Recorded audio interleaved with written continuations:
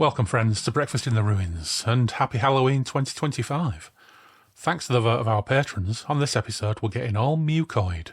We're talking about SLUGS, the 1982 novel by Shaun Hutson. If you were browsing the shelves of W.H. Smith or tatty second-hand bookshops in the mid-80s, you'd know Shaun Hutson. You couldn't really miss him. Lurid covers, embossed titles, blurbs dripping with a kind of menace designed to make 14-year-olds ecstatic. He was part of that wave of writers who followed James Herbert, but while Herbert had his rats, Hutson had slugs and a healthy dose of arrogance regarding his own place in the canon of UK horror. Before SLUGS, Hutson had been writing under various pseudonyms, churning out westerns and pulp thrillers, but when this one hit, it hit big. It was, if you're to believe the hype, banned in libraries, scorned by critics, but absolutely devoured by teenagers and other horror fans. His work was full of working-class rage and dark humour. He wasn't writing gothic hauntings or refined terror. He was writing about pint-drinking, chain-smoking Brits being dissolved and eaten and shredded by mutant gastropods and various other things. So, right up our street then. So tonight, to help me squelch through the gore and grime, I'm joined once again by Graham and by Phil, and we'll be talking about SLUGS the novel, probing its infamous 1988 film adaptation, and maybe talking a little bit about Hutson's place in the grand, grotty pantheon of British horror fiction. So put some wellies on, grab a drink, and settle in as we engage in some filthy slug action.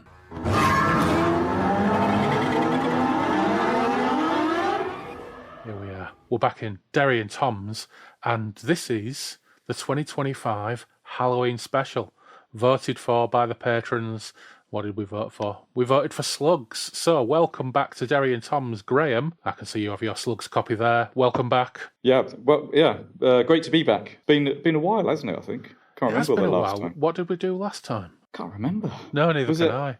I'll have to go back through the list, try and remind ourselves. Oh, was it the Sabbath series? Oh, of course. Yeah, it was. Yeah. Was that last Halloween? No. We've done one since then. We've done one since then, I'm sure we have. Yeah. But anyway, but also Phil's back. Welcome back, Phil. Hello. And it's nice to be back. Yeah, wave your edition as well, because you're working from the same edition as Graham, aren't you? Yes. There you go. Whereas I am slumming it with, weirdly, a Time Warner paperback. You don't see many of them around, do you? So yeah, this is a Time Warner paperback. Yeah, published 2002, this one, reprinted by Time Warner Paperbacks 2002. So it started off WHL, and then it was published by Sphere, then it was published by Warner Books, and now it's Time Warner Paperbacks. But before we get into this, I've poured myself a delicious beverage because I've been waiting for it to get cracking, and I've been sitting here waiting to tell us what it is. Although I have actually had it on the podcast before. Sadly, I'm recycling old beers today. I've got no new ones. So it's an Amity Brew Company Saturnalia Spiced Double at 7%. Belgian dark fruit, spicy, but it's apt for this time of year because it says celebrate the darkening of evenings, getting cosy by the fire and drinking delicious and hearty beverages.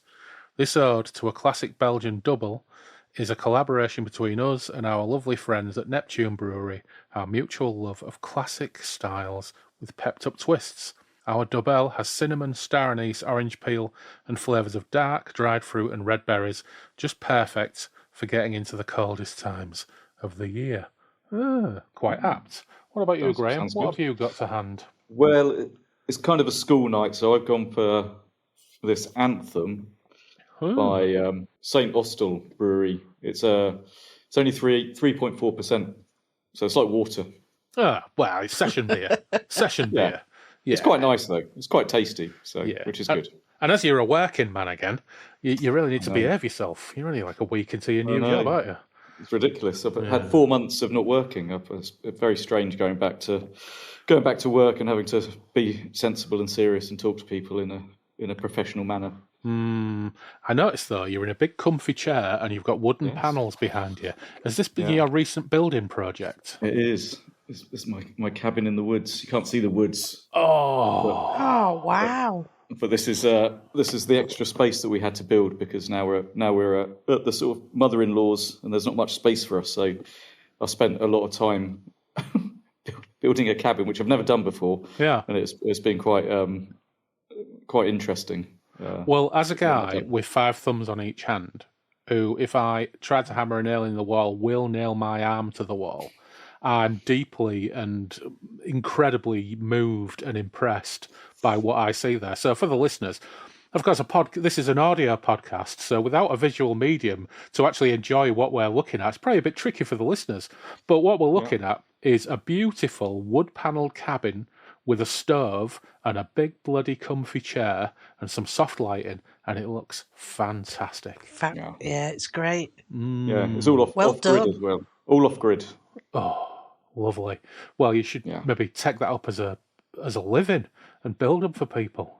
Build one for us. God damn it! When we buy our patch of forest. Yeah. I'll come and build one for you. Absolutely. Phil, what are you drinking? So, a couple of months ago, I won't go into the story, but I collected a parcel in the rain for our neighbours in my pyjamas. Anyway, they bought me a bottle of Little Giant Barossa Shiraz. That's a really pretty label. And you know what? It's really nice. Is it good? Yeah. Oh. Yeah. You've got to save a little bit at the bottom of your glass before you finish that bottle, just so I can try it. Okay. Yeah, because I'll let you Not try that I drink the whole bottle tonight. Well, you know what? We might be podcasting for 2 hours. You might bash your way through the whole lot. Yeah. I'd worry if I did. Don't you sit there trying to give listeners the impression that you can't polish a bottle of wine off in a couple of hours, and like trying to give some impression that you're all dainty and you only have a couple of white wine spritzers of a Sunday evening because nobody's buying it. Yeah, but a bottle of wine in 2 hours? Come on. To be honest, if we've been in a boozer and you've had 3 large glasses of wine in 2 hours, which, let's face it, you have.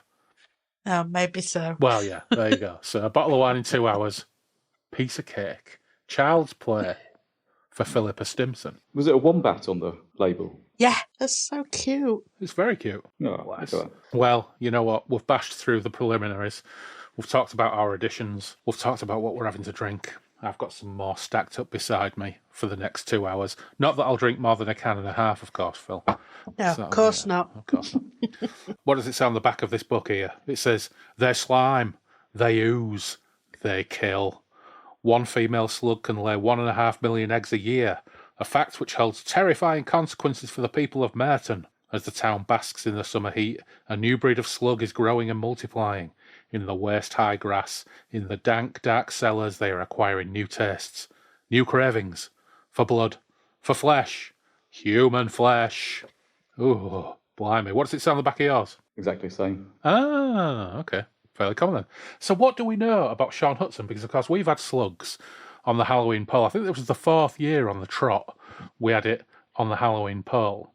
And it may well be the case that our friend Michael has pointed out that me putting it in all caps at the top of the poll with an exclamation mark afterwards might have psychologically led people to vote for it.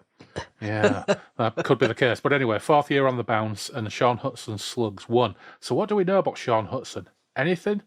Have you read any Shaun Hutson before? No, I haven't actually. No. You have, Phil, because you read some of his 90s thrillers years ago. Yeah, years ago, and I can't remember them that well. I think we had 2 in an omnibus or something that he wrote in the 90s after one called Deadhead, which I remember reading in the 90s. Well, Shaun Hutson, I think, is in his 60s now. Big feature of my reading in the late 80s, particularly early 90s. I read loads of Shaun Hutson. I used some of his books, funnily enough, as RPG fodder even. Mainly, I did a horror game based on one of his books called Erebus. And later, when he was doing more grounded thriller-type novels like Deadhead in the 90s, he wrote one called Renegades. And another one called, I think it was Relics, that I plumbed for a couple of adventures in a long-running campaign I had going using the Mark 2000 rules. Yeah, the GDW Mark 2000 rules, which are a spin-off of Twilight 2000 second edition. I've got to say, going back, I actually I got rid of all that lot, and I got Twilight 2000 2.2 again, and the Mark 2000 book a few years ago off eBay, and I tried to read them. How the fuck I ever ran that game with that system for something like nearly 2 years? I ain't got a clue. I probably abandoned most of the rules, I'm guessing, because what a fucking obtuse, weird system that GDW house rule system was. I think Cadillacs and Dinosaurs used it, and Dark Conspiracy used it as well. Yeah. But anyways, a proper British jobbing writer like a lot of these guys were. I don't know if he ever wrote porn or readers' wives' letters, but he did just about everything else that these kind of writers do. He wrote under loads of pen names, including knockoff Sven Hassel / Leo Kessler books, under the pen name Wolf Kruger. I used to have an omnibus of Wolf Kruger books, which I never got very far into. They weren't very good. And he's written novelisations too. He wrote the novelisation of The Terminator in the 80s. Yeah, factoid. Early 2010s, I think, he novelised a bunch of Hammer movies like Twins of Evil, X the Unknown, and Revenge of Frankenstein. So the more I looked Do you know if they're any good? I've no idea. Never read any of them, but I'm getting more and more intrigued because the more I looked into him when we decided to do Slugs, the more I thought he's right up this podcast street in a number of ways. Not just from the Halloween perspective, but also because we've been doing a lot of stuff around novelisations over the last couple of years. So yeah, there you go. How easy they are to get hold of? Well, I don't know. That might be the tricky part. Was it Slugs? Was it his first? It was his fourth. Fourth, yeah. So one of his Wolf Kruger books had come out by that point, and I think he'd had 2 other books published before that. But this is the one that made him it's not an instant bestseller, of course, because he'd had 3 books out before this. But this is the one that catapulted into the bestseller list because it sold shit tons. Now, the best source for info is his official website, and it's kind of brilliant because he wrote the introduction on his official website. And it reads as follows. This is the one. It's official. This is the Shaun Hutson website. I know it's official because it's me, Shaun Hutson, telling you. You're on it, so stay on it. All the dirt, all the filth, all the blood, and all the guts, straight from the horse's mouth. Stuff you couldn't read before because publishers banned it. Stuff you couldn't imagine. Stuff that'll make your hair curl, your jaw drop, your sides ache, your stomach churn, and your bowels open. This is everything you wanted, or even didn't want to know about my books, my work, my thoughts, and my ravings, all put together by that giant among men, Graham Sayer. Read on and enter the darkness. Oh, fantastic. Because, of course, we all want a book that opens our bowels, don't we? We all want a book that opens our bowels. Could be useful sometimes. Yeah, well, true. Yeah. I mean, red wine and artificial sweeteners is one. Reading a Shaun Hutson book could be another, couldn't it? And of course, he's Garth Marenghi, isn't he? Effectively. Oh, I mean, I think Garth Marenghi. We've talked about this a few times, isn't there? Who is Garth Marenghi? Garth Marenghi is a little bit of Guy and Smith. He's a whole lot of Shaun Hutson because that leather jacket and his way of talking about himself and I'm sure a lot of it is tongue in cheek, but he comes across in some of the interviews as extraordinarily full of himself, really arrogant and really full of his own self-importance when it comes to these books. And we'll talk about the Slugs film later on a little bit, but he did a DVD commentary for the film, which he thinks is shit. but he did have the good grace to do a DVD commentary for it. And in the first 2 minutes, he says something along the lines of, yeah, well, there were a few writers in the 70s trying to write these kind of books, but they weren't very good, and I came along and perfected it. It's really full of himself. Absolutely incredible. But there's so much more fodder for this theory that he is a big influence behind Garth Marenghi, not just because of the way he talks, because of his black leather jacket, but also that there's a bit on the rest of the introduction to the website. It says, after being expelled from school, he worked at many jobs, including a cinema doorman, a barman, and a shop assistant, all of which he was sacked from, before becoming a professional author in 1983. Having made his name as a horror author with bestsellers such as Spawn, Erebus, Relics, and Death Day, acquiring the nicknames The Godfather of Gore and The Shakespeare of Gore in the process, he has since produced a number of very dark urban thrillers such as Lucy's Child, Stolen Angels, White Ghost, and Purity. So one thing you mentioned there, no mention of Slugs. Yeah. No mention whatsoever of Slugs. And I think Slugs probably outsold all of those, although I don't know that for certain. But yeah, I mean, Phil, you said that you maybe read some of those thriller ones he wrote in the 90s, but you don't really remember them.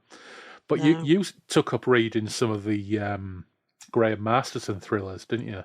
I wonder if they went the same way as those. I know Deadhead wasn't as appallingly out of order as how you described some of those Graham Masterson thrillers, but yeah, They're the much more modern ones. yeah, What yeah. awful. Yeah. Well, Slugs then, his fourth published novel, the one that propelled him to bestseller status, and he's written over 60 novels since. So the guy's a machine, really. Anyway, let's talk about Slugs, shall we? We kick off, naturally, with a vignette, kind of prologue. Well, actually, technically, we kick off with a quote from Hamlet. Yeah, sure, Sean, sure. The devil damn thee black, Macbeth Act 5, Scene 3. Which, fair enough, slugs are black. Okay, fine. But we get this prologue about slugs eating meat in a cellar, wiping out their cockroach rivals. But then we hear about 44-year-old Ron, whose wife left him 2 years ago because he had a torrid affair with an 18-year-old supermarket colleague who Hutson describes as insatiable. She's not the only insatiable teenage girl in this book. We'll get to the other one in a wee while. But so far so standard, but he's drunk, knocks himself out in his house after a bender, only to wake up being eaten by slugs. Now, I think we'll talk a little bit as we go along as to just how convincing it is that people fall prey to these slugs so easily when you could walk away from them extraordinarily slowly or just kick them or bash them with a hammer or whatever. But, we'll let it go. We'll let it go. So let's have a look. It was almost 3 a.m. when he came round. His head was thumping from the combined effect of the fall and the whiskey, and above him, the TV continued to hiss and crackle. The cut on his head must have been worse than he thought, because it seemed to be throbbing mightily. His hair was matted with blood, and some of it had run down over his eyes, crusting on the lids to make it difficult to see. He felt something wet on his chin, and, for a second, thought he'd vomited, but then he felt something fat and slimy gliding over his lips and into his open mouth. Ron snapped his teeth together, biting down on the jellied lump, cutting it in half. A foul, obscene taste filled his mouth and, as he tried to scream, half of the sticky lump rolled back into his throat. Ron coughed, feeling the hot bile clawing its way up from his stomach. He put a hand up to his cut, and as his probing fingers found the gash in his scalp, he felt a plump, mucus-covered form burrowing into the wound itself. Ron shrieked and tugged at the pulsating shape, finally pulling it free. For long seconds he held the slug before him, his eyes bulging wide with terror, his own blood covering the head of the foul creature. Then, with a despairing moan, he hurled the monstrosity across the room. But it was as he did so that he became aware of the pain which was gnawing at his legs and his other arm. Scarcely able to comprehend the sight before him, he saw that his limbs were covered by a seething black mass of these creatures, all slipping and sliding over one another in their efforts to get at his warm flesh. They were on his stomach too, burrowing into the skin and muscle. With a mixture of terror and disbelief, he realised they were eating him. He tried to crawl, dragging the monstrous parasites with him, but his hands pressed down onto a gelid carpet of slugs, which seemed to be rising from the very floor itself. He fell onto his face, and one of the revolting beasts slid into his mouth, fastening its razor-sharp central tooth into his tongue. He felt the bile rising once more, mingling with the taste of his own blood and the sickening mucus of the fat slug. The beast slipped down his gullet and fastened itself into the lining of his throat. Blood began to fill his mouth, spilling out onto other slugs, which were rapidly engulfing him. He felt as though his head was swelling. He couldn't breathe, and even the sharp hissing of the TV seemed to have stopped. One of the slugs was burrowing into his ear, seeking out the juicy grey meat of the brain. Ron's body began to shake uncontrollably as the slugs finally swarmed over him, digging deep into his muscles, enjoying the taste of the blood which gushed so violently from his body. One of them bored into his jugular vein, and a great fountain of crimson erupted from the torn blood vessel. It splattered up the wall as if sprayed from a hose-pipe. The slugs stripped the body clean of flesh, then they devoured the softer internal organs. Their eye stalks waved about as they slithered over the corpse, their mouths moving constantly, tasting the warm blood. It had formed a pool around the body, soaked into the rotting floorboards, mingling with the mucoid slime which the creatures themselves had left behind. And then, when there was nothing left worth eating, they retreated back slowly to the cellar, to the darkness. The remains of Ron Bell lay in the centre of the room, one uneaten eyeball bulging madly in the riven socket. Below, the slugs slithered about. There were many who had not yet eaten, and they were restless, as if sensing that this was just the beginning. Yes, this is what we want. Also, this is probably the first instance of mucoid, that we will get in this book, and by gum, it gets a lot of play. The word mucoid really does get a lot of play in this book. Yeah. In fact, I think probably the two most popular words in this book are mucoid and cleft. Yes. We will Clefts see. occurs. We will see numerous occurrences of cleft as we go along as well. So, after this prologue, enter Mike Brady. Now, Mike follows in the great 70s and 80s British horror novel tradition of civil and public servants, which, as a public servant and as a civil servant, I always appreciate that, because I think in The Fog, he worked for the Department of the Environment. He's a teacher in The Rats, isn't he? The protagonist in The Rats. Yeah. What was Cliff Davenport? Professor Cliff Davenport. What was his job? Yeah, was he a biologist? Something like that. Yeah, something like that. Yeah. So he's relatable too, is Mike. He's 40. He's a bit out of shape. He gets knackered quickly when he tries some press-ups. And he loves his wife Kim, 35, fit, bespectacled, I should say, and a keen reader of second-wave feminist and satirist Erica Young, which Hutson just throws in there for fun. He has a habit of throwing cultural touch points and touchstones into his writing. And Mike is a supporter of industrial action too. I think that's quite a strong start for our protagonist. He's a socialist public health inspector who works for Merton Council. And we learn soon how he's going to get involved with our action. He's got to go to Ron Bell's house to help with his eviction and do a report on the state of the dwelling, because he is Mike Brady, council health inspector. So let's see what he's like at the job. He'd held that exalted position for the last 14 years, 2 years longer than he'd been married to Kim. Coincidentally, they'd met at the offices. She'd been a secretary. He just arrived from London, where he'd been doing the same job. Some of the jobs he'd had in Merton had been child's play after the revelations in London. He'd seen some things there which had made his hair curl. If he had £1 for every hamburger and hot dog seller he'd forced off the streets during his early days, he wouldn't need to work, he told himself. Flies on the meat, sausages made out of boiled down pigs' heads, hamburgers with every known type of bacteria alive infesting them, fat 2 inches deep in the serving trays. Some of the restaurants hadn't been much better. He still remembered the time he'd nearly eaten a curry, which was later found to contain mouse droppings, or the incident when he'd walked into one kitchen to see the chef removing maggots from a side of beef he was about to put in the oven. But things in Merton were quieter. Even so, he'd had his fair share of incidents, like the house where the ceiling had caved in because the kids had wet the bed so many times that the floorboards had rotted. 12 of them in that family, he remembered. Most of the 10 kids slept in one bed and they had about 3 pairs of shoes between them. Other than that, there hadn't been too much to bother him, just the usual drizzle of complaints. Blocked drains, the occasional cockroach infestation, the odd shady snack bar. But the thing which Brady liked most about his job was that he had no one breathing down his neck all the time. He could get on with things in his own way as long as the reports were in on time. He never even saw any members of the council. This fact suited him admirably. He had nothing to thank them for. There was no love lost between the Conservative Council and their public health officer, who was fond of voicing his socialist views loudly and often. The only good thing as far as Brady was concerned was that his job had enabled him to meet Kim. They'd been immediately attracted to one another and married in less than a year of meeting. The only thing which hurt him, and it hurt more because he knew the heartbreak it caused Kim, was that they were childless and always would be. 3 years after they had married, she had been involved in a car accident. 5 months pregnant at the time, she'd lost the baby, and also, due to the severe internal damage she sustained, had been told she would never be able to bear children. The shock had been overwhelming, hitting them both much harder than he could have imagined. Kim in particular went through a seemingly endless period of depression, during which Brady began to fear for her sanity, but she got through it in the end, and the experience seemed to strengthen their marriage, intensifying their love beyond imagination. For the last 6 years she had worked in the local nursery, her own thwarted maternal instincts now lavished upon the children of others. When Brady turned away from the mirror, Kim was getting out of bed. He watched her slip on a paint-stained blouse, the one which she'd worn when they had decorated the place after first moving in, and a pair of faded denims, having to pull just a bit too hard to get them up over her hips. She finally managed it and fastened the button, puffing slightly. He smiled as he watched her, and she looked up to see him grinning at her. "Looks like I'm not the only one who needs to lose some weight," he said, nodding towards her. She picked up one of her slippers and threw it at him. "Cheeky bugger," she said. "I've a good mind to make your own breakfast." He slapped her across the backside and they both made their way downstairs. Couple of things there, I suppose. One is, we like to have a socialist protagonist.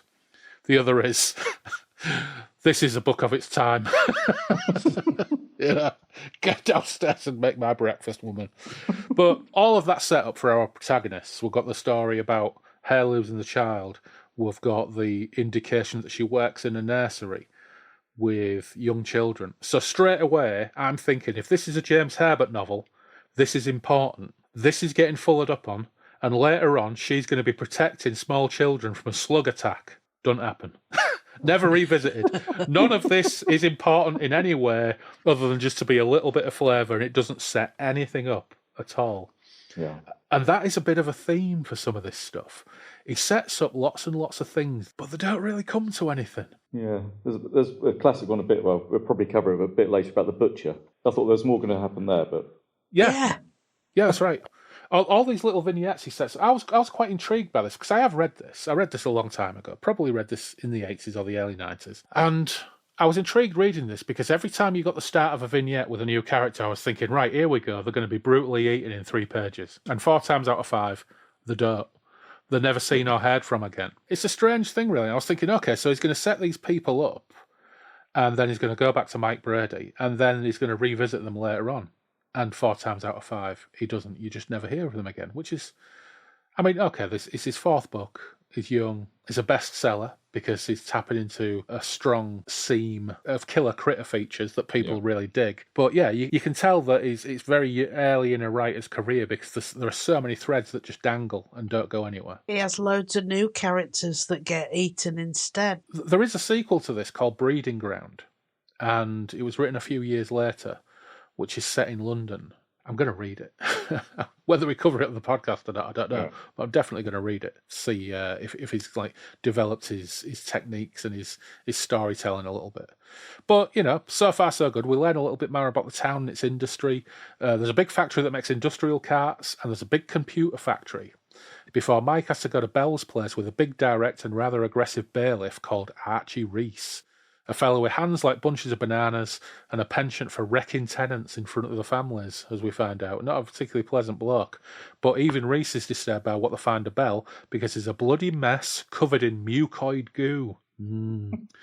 Archie Reese, never see him again. No. So, yeah. The film, Reese becomes the sheriff and features pretty much through the entire film, which makes a lot of sense. I did watch the beginning of the film earlier today. Yeah. And the interesting thing, there's a bit in this about Brady complaining about Reese smoking, but in the film it's the other way around. Yeah, I said that. Why change that about him? Yeah, the film makes a lot of interesting changes that I think mostly are for the better. It's not a good film, but it's an enjoyable film. We'll talk about the film a little bit at the end because there's a lot to like about the film. Meanwhile, slugs get bored of slamming about in Bell's basement and hit the sewers. We get a bit of slug POV as they hit the sewers, and then we meet Mary Forbes. And as I said, I expected this to be a 3-page vignette ending with Mary getting eaten by slugs. But Hutson is taking his time to build this picture of a housewife who, surprisingly for a book like this, loves being a housewife. She's not a typical James Herbert vignette character or a Guy and Smith vignette character. She is largely very happy about things. What she doesn't love, though, is snail trails on her doorstep when she goes to polish it, because she's a classic housewife in that not only does she do the housework, she polishes her own doorstep. Quite old school, that, isn't it? Do people polish doorsteps anymore? Probably not. I think she's a little bit obsessive, to be honest, with her cleaning. Yeah, that's a good observation. She doesn't like snail trails on a doorstep either, and phlegmy egg sacs in her hanging basket, absolutely no way, not into that at all. But cut away to Mike. Do we ever meet Mary Forbes again? No. That's it for Mary Forbes. She found some phlegmy egg sacs in your hanging baskets and some slimy trails on a doorstep. That's it for Mary Forbes. Bit disappointing, that. But cut away to Mike. Mike's grateful to be doing routine checks on new council houses that are yet to be occupied, taking his mind off the scene at the Bell House, and when it doesn't work, he finds snail trails at his last visit in another house. Snail trails, mucoid slime, it's all starting to build a picture. They're crisscrossing the town. These are brand new houses. Yeah. Which is a worry in themselves. Well, yeah. I mean, these slugs don't differentiate between Ron Bell's shithole and new houses, do they? They're into any house looking for food, looking for flesh. Unless they're damp as well. Oh, yeah. Well, that's true. New houses are shit sometimes, aren't they? Yeah. Well, meanwhile, in Chapter 6, we get another tease, but once again, no vicious death yet. Instead, we're introduced to barely bachelor butcher, Bert Crossland, down the pub in his lunch break. And we find out that Bert regrets the demise of the more skilled days of his father's time in butchery, when you had to brain the cows yourself with a lump hammer, not these modern poncy pneumatic guns. Which is, okay, that's some type of characterisation, I suppose. This man has got no redeeming qualities. He goes to the pub in his dirty apron and puts people off the dinners. It's just... Yeah. But the people in the town like him, though, don't they? Yeah, he's a popular Perrins. guy. Yeah. Popular guy. Yeah. But he goes back to work and finds all his lovely stock has been eaten while he was gone. Even the livers and kidneys. That's it for Bert Crossland. Thanks, Bert. We won't see or hear from you again. I was convinced he was going to get eaten. Well, somebody's got to get fucking eaten. By this point, I'm thinking, we're 6 chapters in, we had one guy eaten, and other people just seeing snail trails. I'm thinking back to Shaun Hutson's commentary at this point. His arrogance suggesting he was the guy to do this shit properly and make it good. If that means by making everything but his rampaging slugs less heightened, and populating his story with adequately drawn but unremarkable slice of life characters who don't get eaten by slugs, all right, I suppose. Maybe it'll up the ante in Chapter 7. It doesn't. It doesn't, sadly. But enter Don Palmer, sewage guy.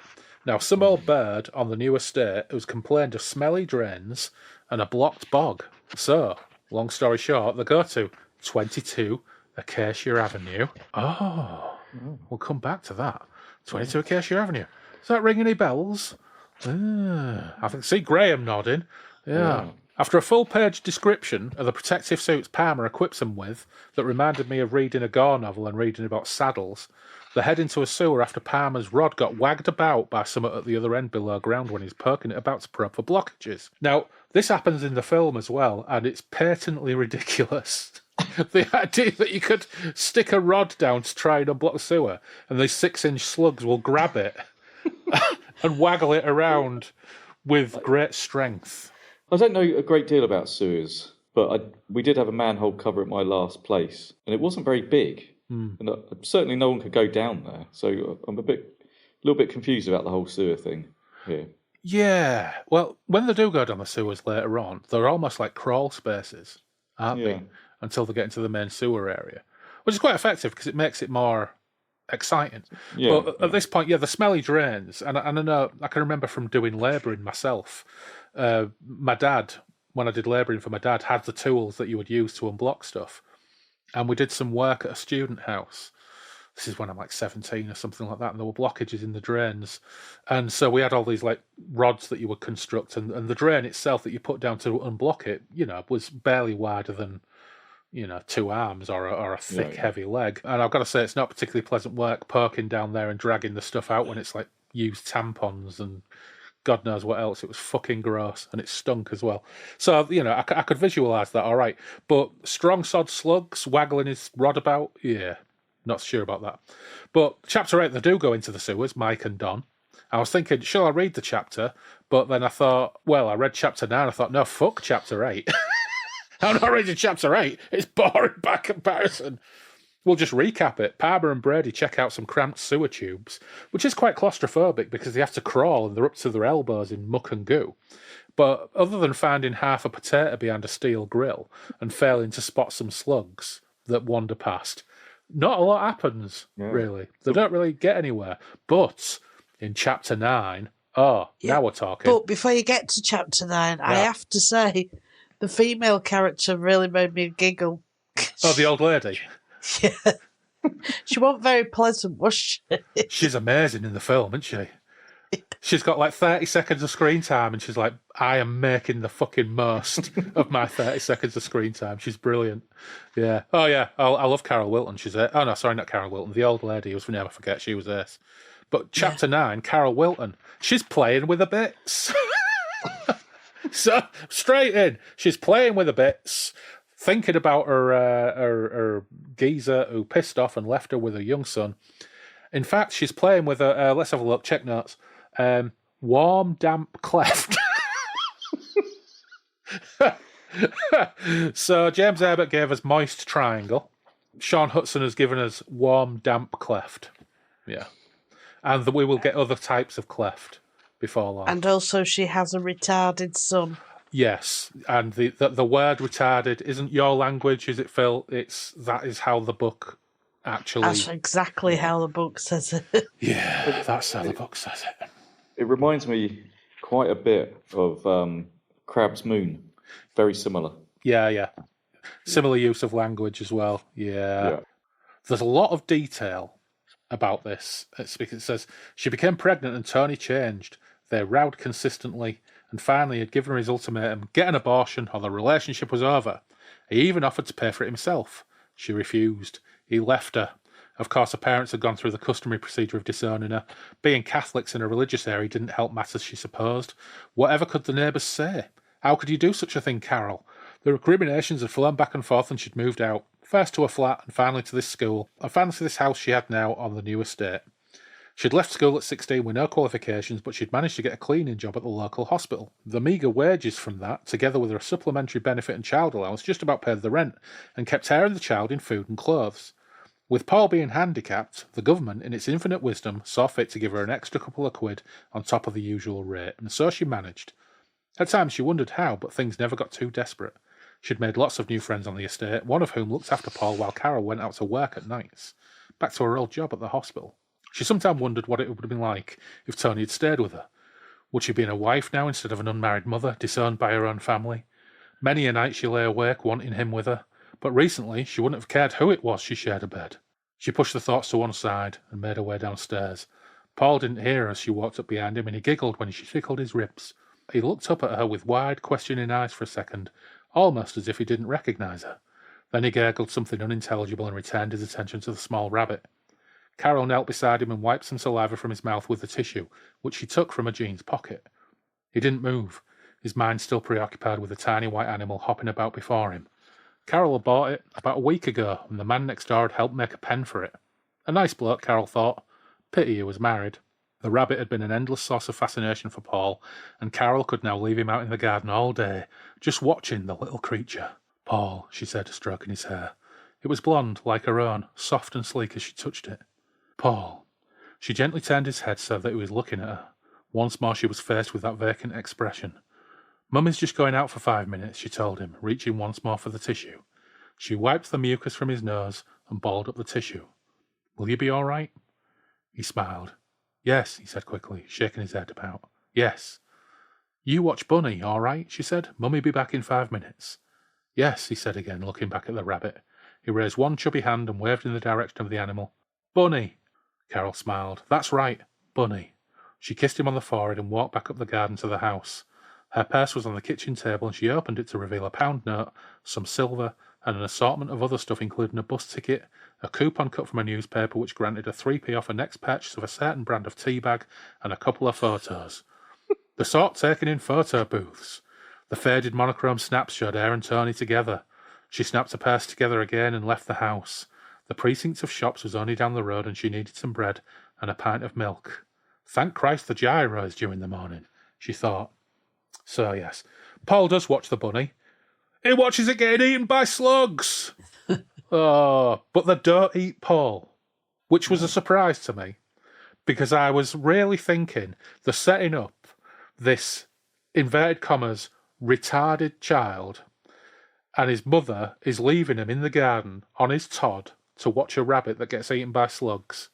But he doesn't get eaten by slugs. She gets back and finds him and the corpse of the rabbit in the cage. And then we never see or hear from him again. Gone. Yeah. It's funny, they go on about the relationship between her and Tony, but earlier on from where you started reading, she was 16 and he was 24. And it's just like, oh, yeah. Well, we have a lopsided relationship a little bit further along as well, don't we? With a casual reference to very young girls losing their virginity. So it's not the only time in this book. I'm also interested in the amount of detail he goes into describing what's in her purse. yeah. For what purpose? Well, this is one of the peculiar things about Hutson. Now, if Guy and Smith wrote this book, it would be 90 pages long. Yeah.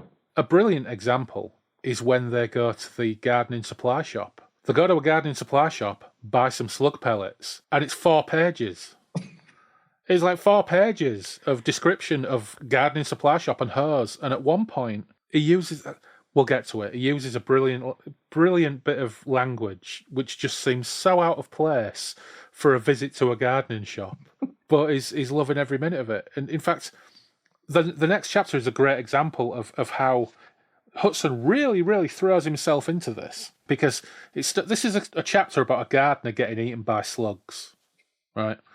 But it starts off, the sun was bleeding to death in the evening sky, flooding the heavens with vivid patches of gold and crimson, some of them eventually darkening into a cool purple as the evening drew in. Birds returning to their nests were black arrowheads against the red backdrop, and the mottled sky was like a child's colouring book. Layers of colour splashed brilliantly one on top of the other. In a couple of pages, this guy's cutting his own hand off with a pair of garden shears because slugs have ambushed him by getting in his gardening glove. It's like, fair play. Put some effort in. It's just all a bit weird and incongruous at times.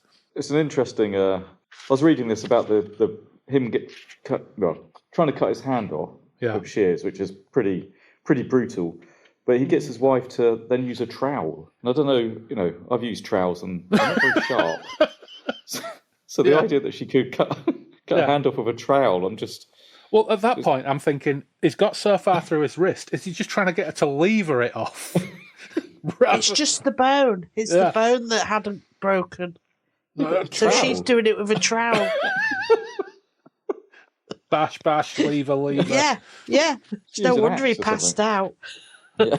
I mean, in a way, it's quite a nice chapter, this, because the way it sets up Harold and the missus and their relationship, and, he's got this kind of wistful and rather dreamy view of the world since he was made redundant from the Merton Chemical Works. He's having a couple of cans of lager on a balmy sunny evening.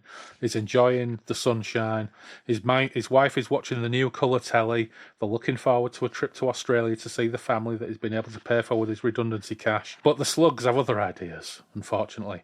Now, we finally get in somewhere because we get a vignette almost halfway, well, maybe not halfway, a third of the way through this book, which starts off with a description of a guy, sets him up, sets his wife up, sets the scenario up, and then he dies fucking horrifically. Oh, no, does he die? No. He doesn't die, does he? No, just Not that we're loses his aware. hand. Yeah. I'm getting confused because in the film, which happens similarly, the greenhouse explodes. For some reason, the greenhouse just explodes. I did catch that earlier on when I was watching it. Yeah. And it was, Absolutely fantastic. For some reason, it's got loads of acid that sets on fire, and There's some really odd things, like the trowel, gasped Harold, his face purple, eyes bulging like a thyroid sufferer. What? That's very specific and weird. But yeah. There's also the use of mucoid again. Yes. That chapter. Yeah. And the slugs do get to have the way with his hand. It says, in the greenhouse, the 3 slugs finish feasting on Harold Morris's severed hand, then, leaving only their thick mucoid trails as evidence of their presence, they slithered away. Bloody mucoid. Weirdly, next chapter, the Brady's are gardening as well. Yeah. Weird back-to-back gardening chapters. There's a lot of gardening. Yeah. There's a lot of gardening. Yeah. Again, I like Brady. He's left-wing, pasty, overweight. He's got a builder's ass. He's entirely relatable. But while Kim is fixing a drink, he digs up some 6-inch slugs and gets a surprise when he picks one up. For God's sake, Mike, kill the bloody thing. Suddenly, the slug seemed to twist in Brady's grip, its slime making it difficult to hold, and before the health inspector could react, it had driven its vicious, sickle-shaped tooth into the tough material of his glove. Jesus Christ! He yelped, the sudden attack startling him. Kim put a hand to her mouth to stifle a scream as she watched her husband pull the glove free and throw it to the floor. The slug remained anchored by the tooth, not loosening its grip even when Brady held it to the ground. Almost with relish, she stamped on the hideous black thing, its body making a loud squish as it was crushed. The noise made Kim want to cover her ears, reminding her, as it did, of a diuretic excretion.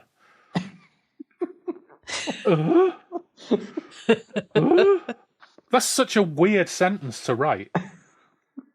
It reminded her, as it did, of diuretic excretion.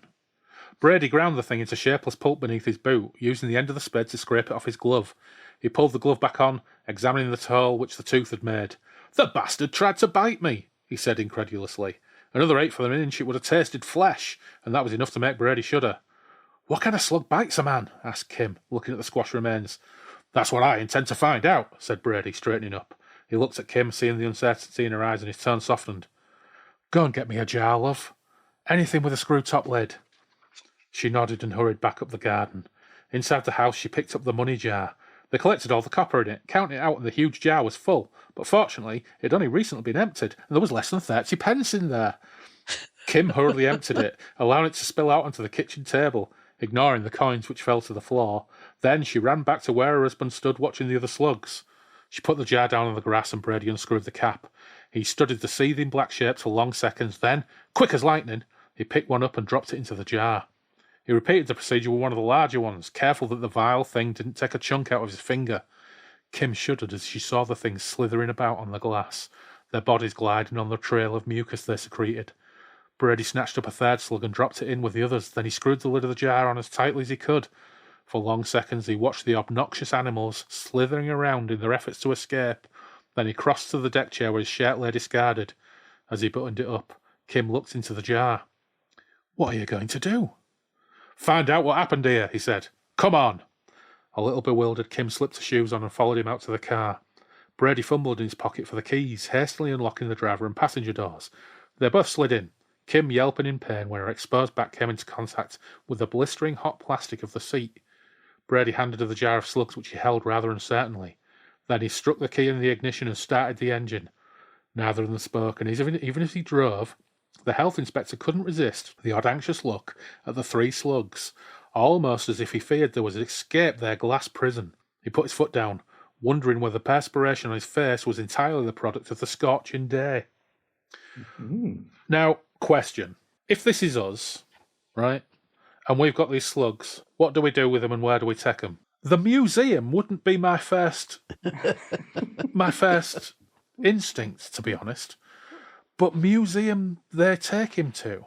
Interesting point in the film. Kim has the idea of where they should take the slugs because Kim has a bit more to do in the film because she knows this guy who works in a lab. So John Foley in the film is a bespectacled, balding, skinny little guy in a laboratory in a lab coat. Whereas in this, he's a museum curator and Iron Maiden fan wearing an Iron Maiden t-shirt.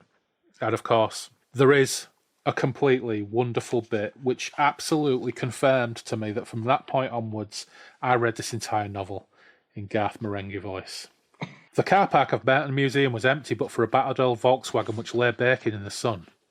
Brady brought the Vauxhall to a halt beside it, and both he and Kim got out. She handed him the jar with its monstrous black contents and wiped her hands on her jeans. Together they approached the small flight of steps which led up to the main entrance of the museum. It was a grey stone building, 3 stories high, which had been erected about 10 years ago, and, from the outside, it looked like a block of flats, but with fewer windows. The windows that were visible reflected the sun back at the two visitors as they advanced, making it difficult to see inside. A feat made all the more impossible because the Venetian blinds were down. That is so fucking brilliantly Marenghi. It's incredible. The windows that were visible reflected the sun back at the two visitors as they advanced, making it difficult to see inside. A feat made all the more impossible because the Venetian blinds were down. And again, there's no relevance to this, is there? It doesn't feature later on about the windows being small or them having to escape because they can't get out of the building or anything like that. No. It's just unnecessary, isn't it? It's like, was he getting paid by the word? I just can't imagine why. I mean, obviously this stuff's flying off his fingers via his typewriter, and this is just the way he writes, but it's just so wonderfully Marenghi, A feat made all the more impossible because the Venetian blinds were down. The feat of seeing through the window. Just crazy. Absolutely crazy. But anyway, we get our second Maiden reference because the old lady with a block bog that led to a sewer investigation, of course, lived at 22 Acacia Avenue, of course. 22 Acacia Avenue is a song from the album Number of the Beast, which he must have been listening to a lot when he wrote this book. But Foley's interested and plays around with one of the slugs. He even gets mildly anxious at one point, which raises the excitement level slightly. And then the Bradys go buy some slug pellets in that 3-page extravaganza of gardening supply shop action. And this is where you get that little bit of text. It says, their feet beating out a hollow tattoo on the wooden floor. That's not the first time he uses that line in the book either. No, it's not. He obviously just really liked it. He just really, really liked that line. Riveting stuff, though. They bought some slug pellets. But anyway, chapter 13, it's Kath Green time. Pity poor Kath, for she's had a rough day. And we find out what happens when a 2-year-old ingests giant slug mucus. Wee Paul got off lightly, didn't he? What happens to Kath Green and her little bairn, Phil? She tells her daughter not to put her dirty hands in her mouth. She's always doing it. Anyway, the ice cream van comes, and it's like, yeah, I want an ice cream. So she goes to get her daughter an ice cream, and while she's gone, her daughter puts some sticky, disgusting stuff in her mouth, which she tries to get rid of. So Mum comes back, and they have her ice cream, and what her mum notices, she eats her tea, but she notices she's much quieter than normal. She's tired, whereas normally she struggles putting her to bed. Anyway, she actually asked to go to bed, went straight to sleep, and then while she's downstairs watching some telly, she hears noise upstairs and runs upstairs to find her daughter almost fitting, having seizures, writhing about all over the bed. So she went to pick her up to help her, and she bit her mum, so she's got blood oozing out of her neck. She slips and falls down the stairs, and I think that's when husband got home after 3 days away. He's looking forward to seeing his wife and daughter, to find them, well, his wife dying, went upstairs to his daughter dead, and went back down and his wife was dead. Yeah, that's a pretty rough homecoming, isn't it? Yeah. That's pretty terrible. And that's, you could almost say that's a Whamageddon. Yeah, that's my next beer, by the way. So, tie-in. Whamageddon. Mr. Green's Whamageddon of getting home to find his wife dying on the doorstep with blood pulsing out of her neck, and then goes upstairs to check on the bairn, to find the bairn black-faced and dead. Ugh, horrific.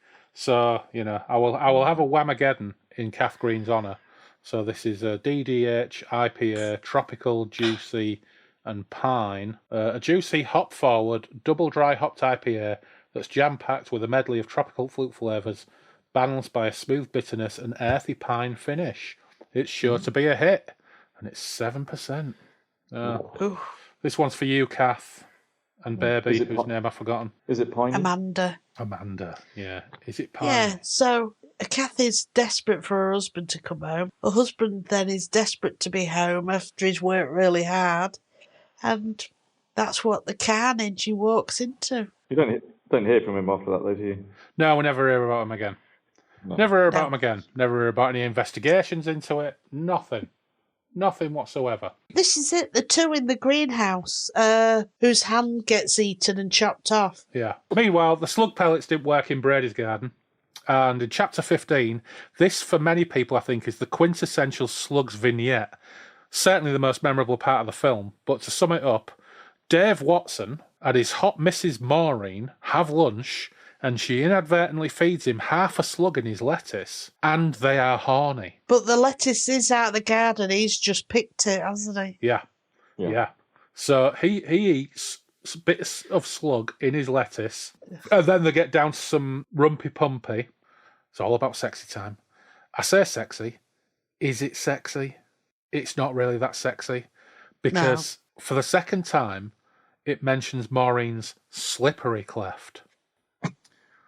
So after some fingering, stroke wanking each other off, it all ends rather disappointingly for Maureen, though. Her hand gripped his organ more tightly. The speed of her movements increasing, and Watson felt the unmistakable waves of early pleasure sweeping over him. He kissed Maureen gently on the lips, whispering to her to slow down, but her passion knew no bounds, and she pulled him into her, guarding his hardness into her moist VJ. He thrust into her, both of them gasping at this new ecstasy. Watson almost cried out in pain as a wave of agony tore through his stomach and chest. He grit his teeth, sucking in a tortured breath, suddenly finding that his arms would not support him. He collapsed onto Maureen, the pain driving red-hot knives into him. He withdrew from her and rolled to one side, his penis immediately losing its stiffness. "Dave!" gasped Maureen breathlessly. "What is it?" He winced. "Jesus!" The word sounded as if it came from miles away. Watson was clutching at his stomach, lying still on his back. "I'm going to get a doctor," said Maureen, hauling herself out of bed. "No, it's okay now." He nodded, noting that the pain was indeed diminishing. Maureen paused, her hand still on the knob of the door, but when she saw him stand up, she crossed back to the bed. Watson stood before the mirror once more. There was no distension, just the pain. He took 3 or 4 deep breaths, relaxing more with each one. Finally, he returned to bed. Maureen lay beside him, stroking his hot cheek with one index finger. He twisted his head to one side and kissed her finger, smiling at her. So, slippery cleft, or no slippery cleft, the don't get to climax, unfortunately, because he's eaten slug and it's given him tum-tum ache. And he has to go for a working lunch the following day with a couple of American clients, and chaos ensues. Now, fair play to Shaun Hutson. This chapter is a mini masterpiece in building tension and dread as Watson struggles to hold it together as his headache intensifies, but he loses badly. And this is as good as anything Herbert or Guy and Smith produced, I reckon, this scene. It's terrific, really. And that build-up of tension with him sort of just starting to panic a little bit as things are obviously going terribly wrong.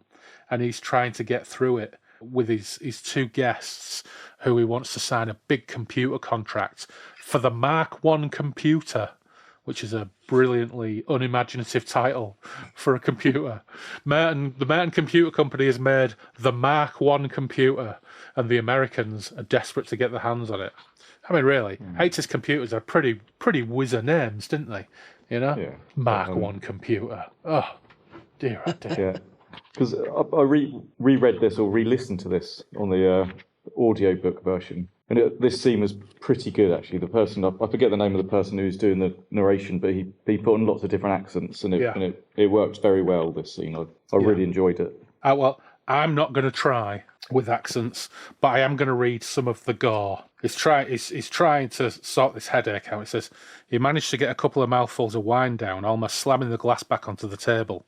He reached for his knife and fork again and cut his steak, the pain, unbelievably, intensifying.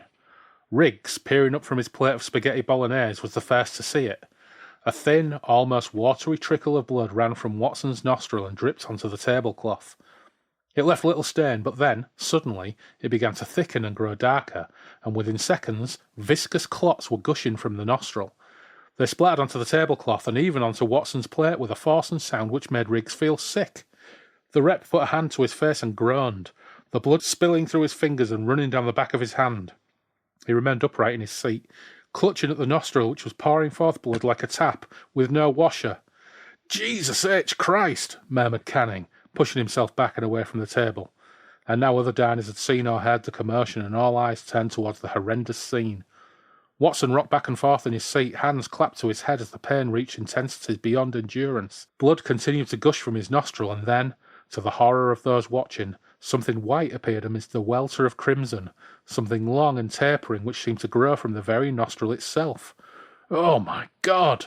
gasped Riggs. The worm wriggled free of the nostril, its white body covered with blood.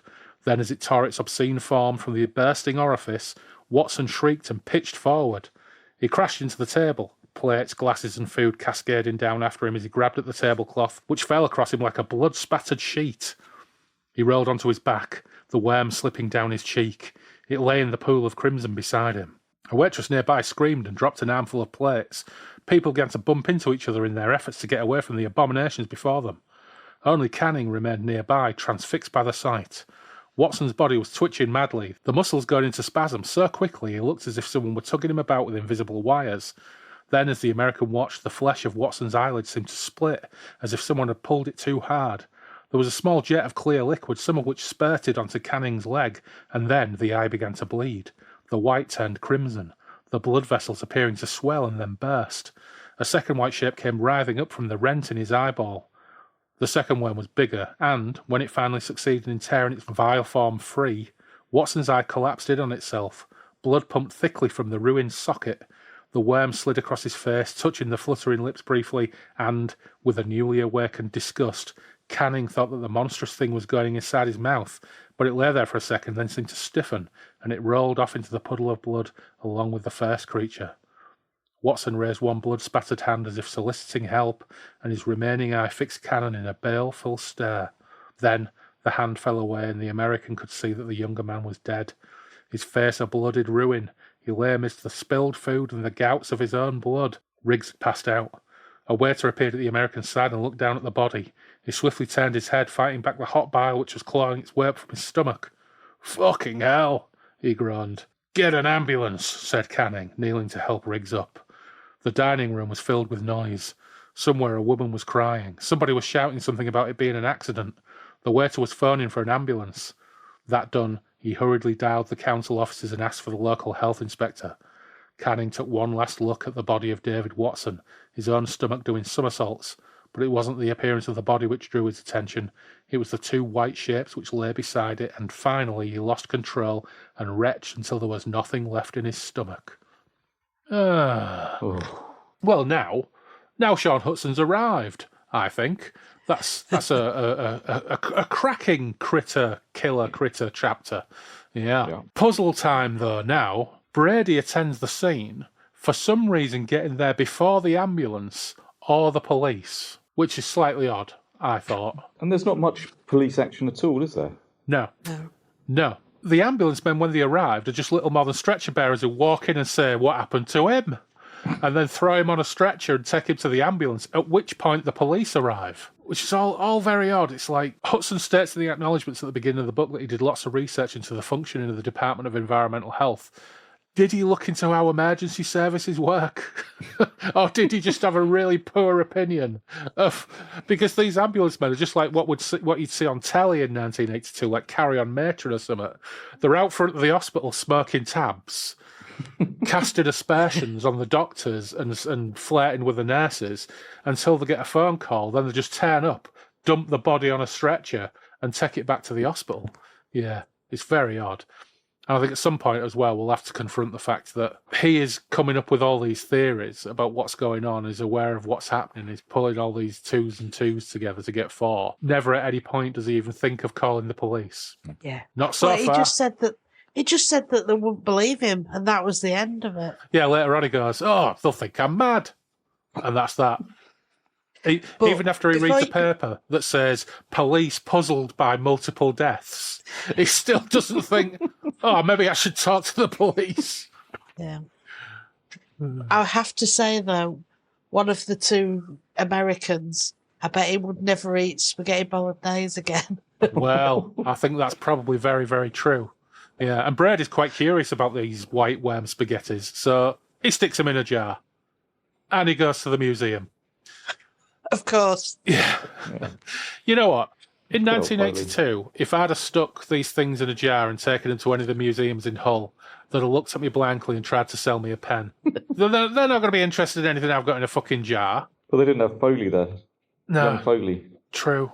I mean, obviously, Merton doesn't have anything like a university or a hospital lab or a college, unless, and you've already mentioned a parallel with Crab's Moon, Graham, unless there's a parallel novel to this in which a doctor from Merton Hospital goes to the zoology department of the local university to investigate the slug mystery. So it's a parallel novel set at the same time, just in a different part of town.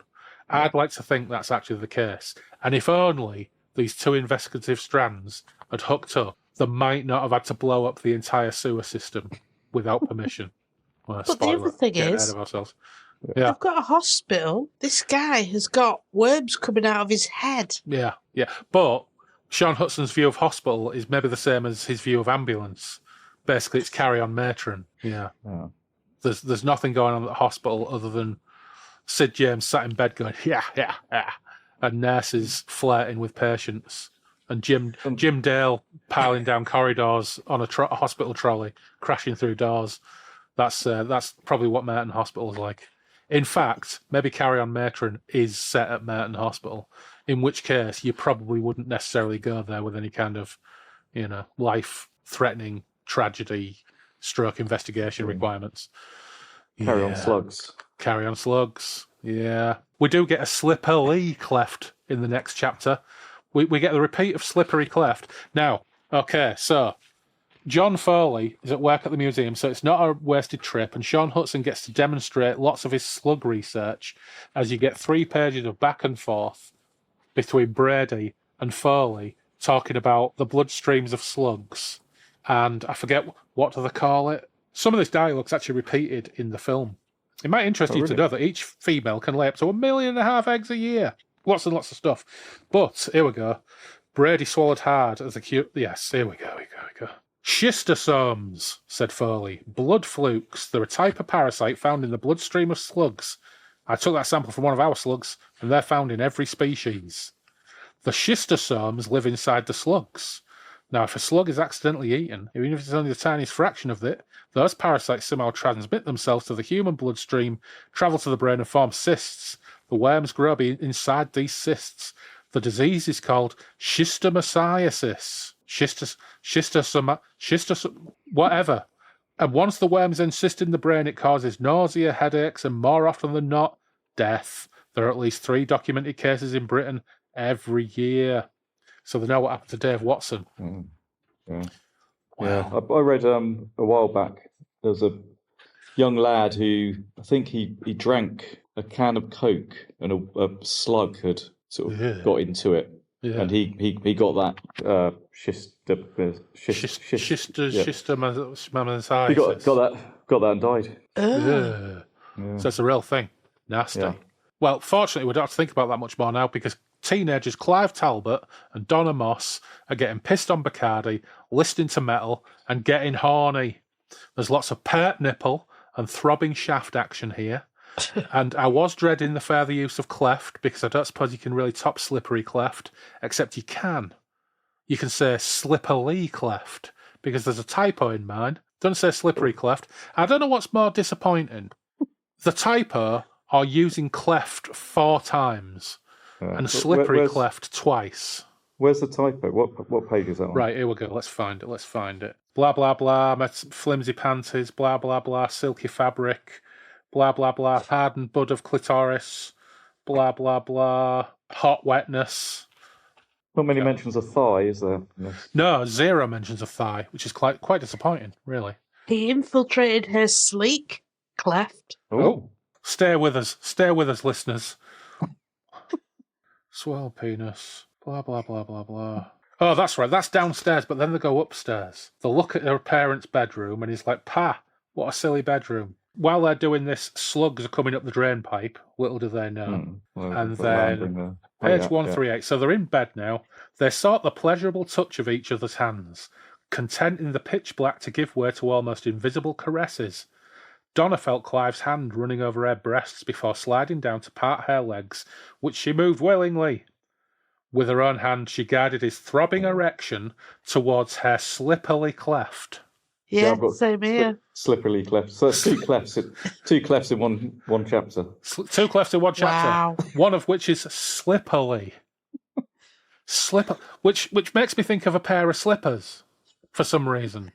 You know, if I walk into the kitchen slippery, I walk into the kitchen wearing slippers, right? So, yeah, this slippery cleft. Is he suggesting that our cleft is the size of an old slipper? I'm just trying to get my head around it. Is it a typo, or does he know exactly what he's saying here? Could be. I mean, but if you're describing it as sleek, it's just bonkers. Yeah. But anyway, clefts aside, they've been listening to metal, and we've had 2 quotes of metal lyrics from metal songs. So it's pop quiz time. Pop quiz, and there's a shiny penny for the winner here. Shiny penny for the winner. Penny. Yeah, so you can play this at home, listeners. Shiny penny, if you know what these lyrics are. So it says, Clive adjusted the volume and a thunderous bass line roared out of the twin speakers, and the singer's voice rose over the strident wail of guitars. What did I see? Could I believe that what I saw that night was real and not just fantasy? Okay, so sound your buzzer if you know. I can't remember the name of the song, but it's, again, Iron Maiden, isn't it? It is Iron Maiden. Is it? It's Number of the Beast, isn't it? It's Number of the Beast. Of course it is. It's Number of the Beast. A shiny penny to you, Yeah. Graham. Yeah. And the next one, not a prisoner, I'm a free man. Live my life how I want to. Don't care where the past was. I know where I'm going. Oh, I know this again. Phil? No, you can have it. So, Iron Maiden, Yep. The Prisoner. The Prisoner. Yeah. On side B of the Number of the Yeah. Beast album. Yeah. That's right. Yeah. So that's our fourth Iron Maiden reference of this book. Yeah. So 2 shiny pennies to Graham. And Well to anybody done. listening at home, shiny pennies to you if you got that as well. What year did Number of the Beast come out then? 82, I think. Oh, right. So, this was when he was writing Same it, as the wasn't book. it? Yeah. Yeah, so I'm pretty sure Iron Maiden in 1980, Killers in 81, Number of the Beast in 82. Yeah. I think. I'm pretty That was sure. the first with Bruce Dickinson, wasn't First with Bruce Dickinson. Yeah, last one with Clive Burr. And as you can see, because of this, I am wearing my Number of the Beast t-shirt. Oh, It's not just a weird coincidence. Yeah. I deliberately wore this t-shirt for this very podcast so I could be down with the Hutson. Yeah. Anyway, back to the clefting. Actually, fortunately for us, we don't have to do any more clefting because they get eaten by slugs. Yeah. Unfortunately for Donna as well, she gets attacked in a ghastly fashion. Which, yeah. Okay, Hudson's finally arriving here. You remember when King Crab sexually assaulted that girl at the holiday camp when she got wrapped up in barbed wire and he sexually assaulted her and ate her guts like spaghetti? Well, the slugs want a bit of that action, don't they? the size of cows, weren't they? Yeah, crabs the size of cows. Well, in this case, they're not the size of cows, but Donna couldn't move, and as more of the vile beast reached the bed, she felt one crawl onto her hand. It bit into her, and she shrieked in pain, feeling the blood running freely from the wound. Another struck at her buttocks, boring deep into the flesh, and now Donna struggled to her feet, but a third slug slid up the inside of her thigh, and, to her horror, Donna felt it boring into her crutch. She screamed with renewed ferocity as the thick black thing forced its way into her, like some obscene, bloated penis. Blood began to flood down the inside of her legs, spraying the carpet, and in a second, the slug had disappeared inside her. Oh, there's no need for that, is there? No. No need for that. There was a thigh there. Yes, there is a mention of thigh, but at least James Herbert mentions thighs in an admiring way. You know, Harris loved thighs. He was a thigh guy. Well, this slug apparently is not a thigh guy. He's just using the thigh to get to the cleft. Oh, outrageous. But yeah, it's A1 gross, lascivious, bang out of order British killer critter fiction. Yep. But you know what, Graham and Phil? That's what we're here for, isn't it? This is what we were. This is really what we were hoping for. You know why, Phil? Because you're a filthy pervert. Yeah, thank you. Yeah. Put it up my door. This is one of the scenes that makes it into the movie relatively unscathed as well. You know, slug penetrating girl aside.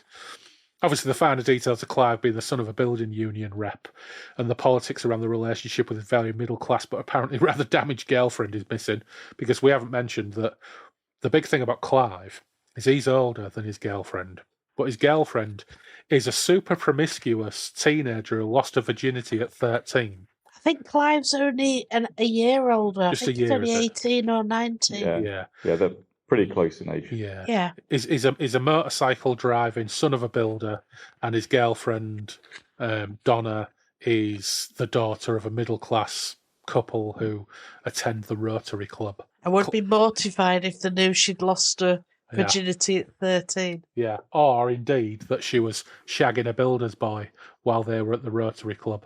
Yeah. Well, they'll come home and they won't get the shock that she's in bed. They'll get a different kind of shock. Because I think, doesn't he throw himself out the window as well? He does. Goes horribly wrong for him. Yeah. There's a cold frame underneath him. Oh, yeah. The slugs ate through the flesh of his calves and slithered up towards his thighs. So maybe he gets penetrated by him as well. But yes, he goes out the window and has a bit of a terrible end. Oh, meanwhile, Mike Brady's drinking whiskey to relieve the stress while Kim Brady cooks tea. And for the second time, The prospect of informing the Earl Bill is raised, but Brady won't because they'll laugh at him.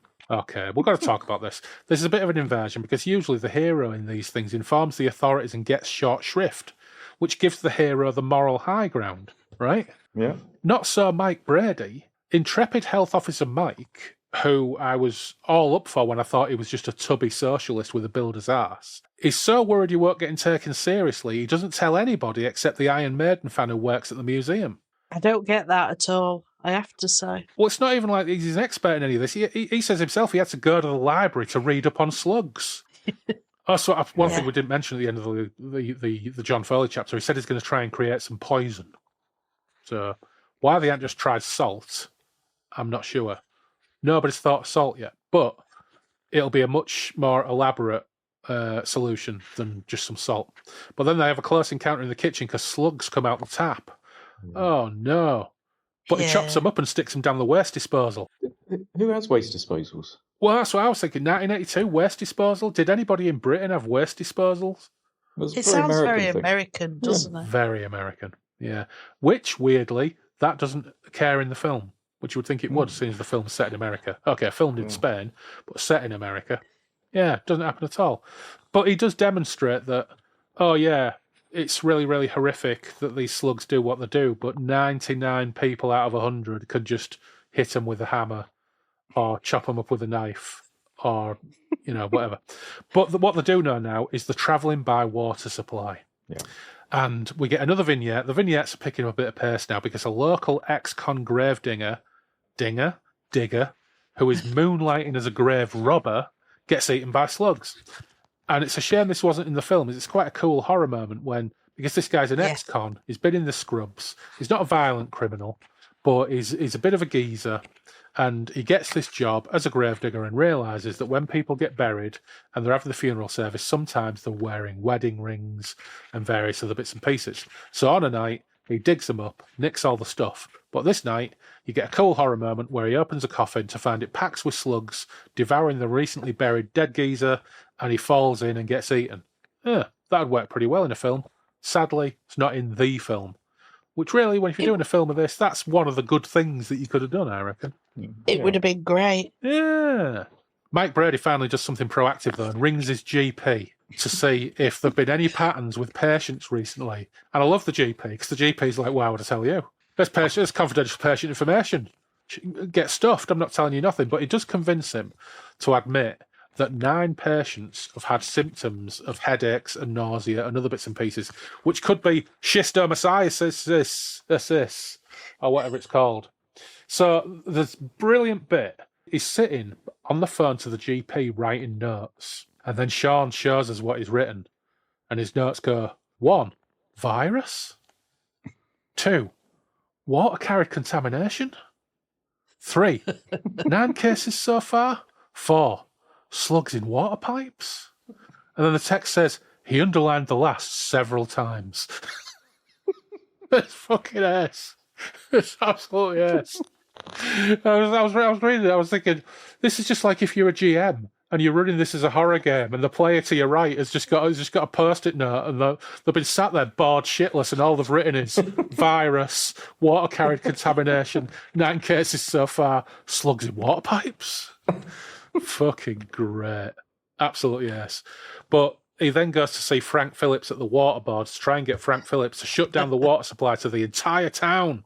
Instead of going to the police, the hospital, anywhere useful, he goes straight to Frank Phillips at the water board to say, Frank, you've got to shut down the water to the entire town because I have a hunch that there might be slugs in the water pipes.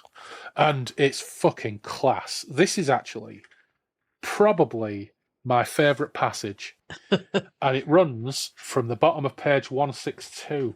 Frank Phillips was trying to light a fag. He had dropped his lighter the day before, and now the bloody thing wasn't working. Grunting to himself, he put it back into his jacket and started hunting through his pockets for some matches. He found none and plucked the cigarette from his mouth angrily. It lay on the desk before him, defiantly. Phillips was in his late 50s and had been Merton's waterboard inspector for the last 19 years. He was a hard, uncompromising man, disliked by nearly everyone in the building, but he was good at his job, and when he snapped his fingers, everybody in the department jumped. He ran a hand through his grey hair and picked up the first of a pile of complaints, glancing over it. He looked at the cigarette lying beside him, then continued reading the sheet of yellow paper before him, simultaneously cursing the heat. His shirt was sticking to his back, dark rings of perspiration fanning out from beneath his armpits. He got up and crossed to the water dispenser which stood in one corner of his office. Phillips took a plastic beaker from the pile beside it and filled it, drinking the clear liquid down in 2 enormous gulps. He filled the cup again and returned to his desk, reaching for the second sheet of paper in the tray to his left. There was a knock on the door and Brady walked in. You're supposed to wait until you're bloody arsed, not just walk in. Brady closed the door behind him. Yeah, never mind that, Frank. I've got to talk to you.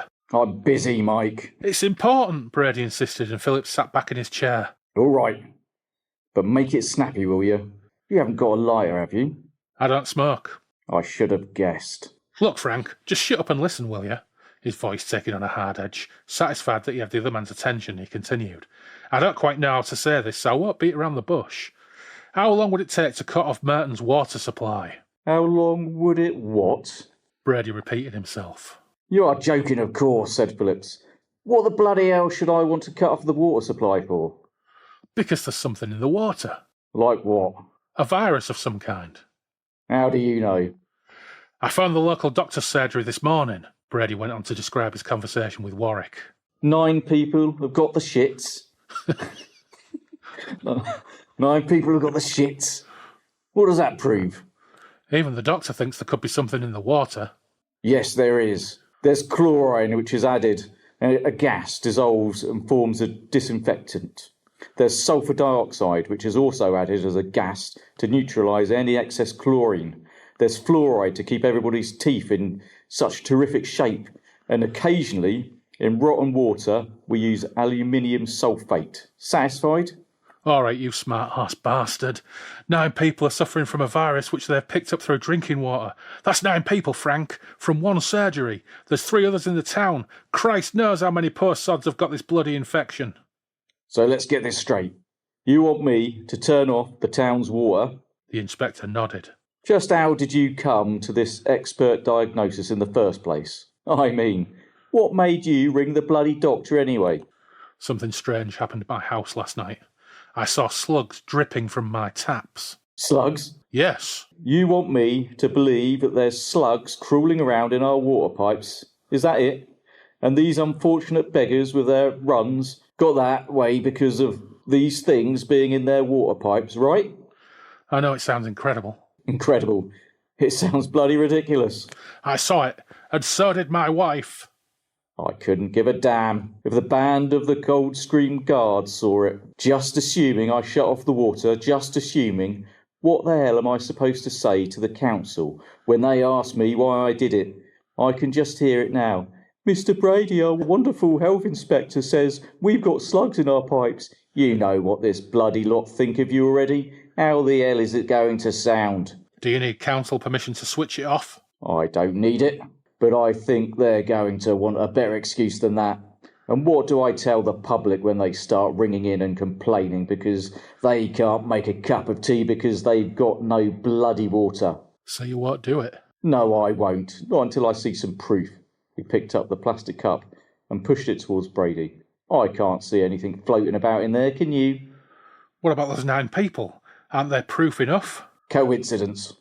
Bullshit! That's not all. Haven't you noticed the amount of slugs in the gardens lately? And another thing, I've seen their trails in 3 or 4 different places, but on top of that, I told you, I saw them dropping from my taps. Slugs. Big bastards too. A man died yesterday from a disease transmitted by slugs. How much more fucking proof do you want? Look, I tell you what, if I get a case of the runs, then I'll know you were right. How's that? Brady got to his feet, almost knocking the chair over in his anger. He turned and made for the door, pausing before he reached it. You know, Frank, you shouldn't be working for the council. You should be on it. You're stupid enough. And he slammed the door behind him. Sod off! He sat for a moment, then crossed to the water dispenser again and poured himself another cup of the clear liquid. He looked into it for a second. Slugs in the water pipes. Oh, wonderful. I fucking love Frank Phillips. Now, in the film, they cast a guy who is perfect. He's a guy who looks like he's in his 50s. He's got white hair. He's big. He's thick-set. He's got bad teeth. He's aggressive. And this scene goes down very, very, very similarly. But there's a little added bit of spice on top in that he's got a toilet in the corner of his office through a little door, and you see the toilet lid tapping. And later on, his secretary finds him. He's been killed on the bog. Killed on the bog by slugs. It's fucking brilliant. Good addition. Yeah, I love Frank Phillips. So Brady goes to the pub, and he goes to the Ruskin Arms. A shiny penny to anyone that gets the Ruskin Arms reference. No takers? No, it's not. No, it's not. Is it? That's the slaughtered lamb. Well, it won't surprise you to hear that it's another Iron Maiden reference. Is it? Yeah, because the Ruskin Arms was where they used to play in the late 70s before they got a record deal.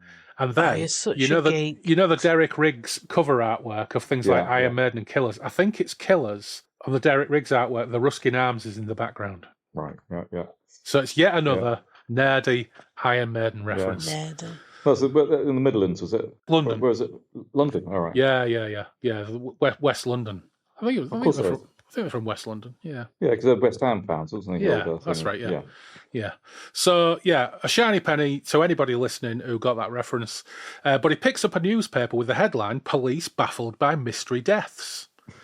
And he still doesn't call the cops. The police are baffled. He knows what's going on. Does he mention them? No. Worst health inspector ever. Ever.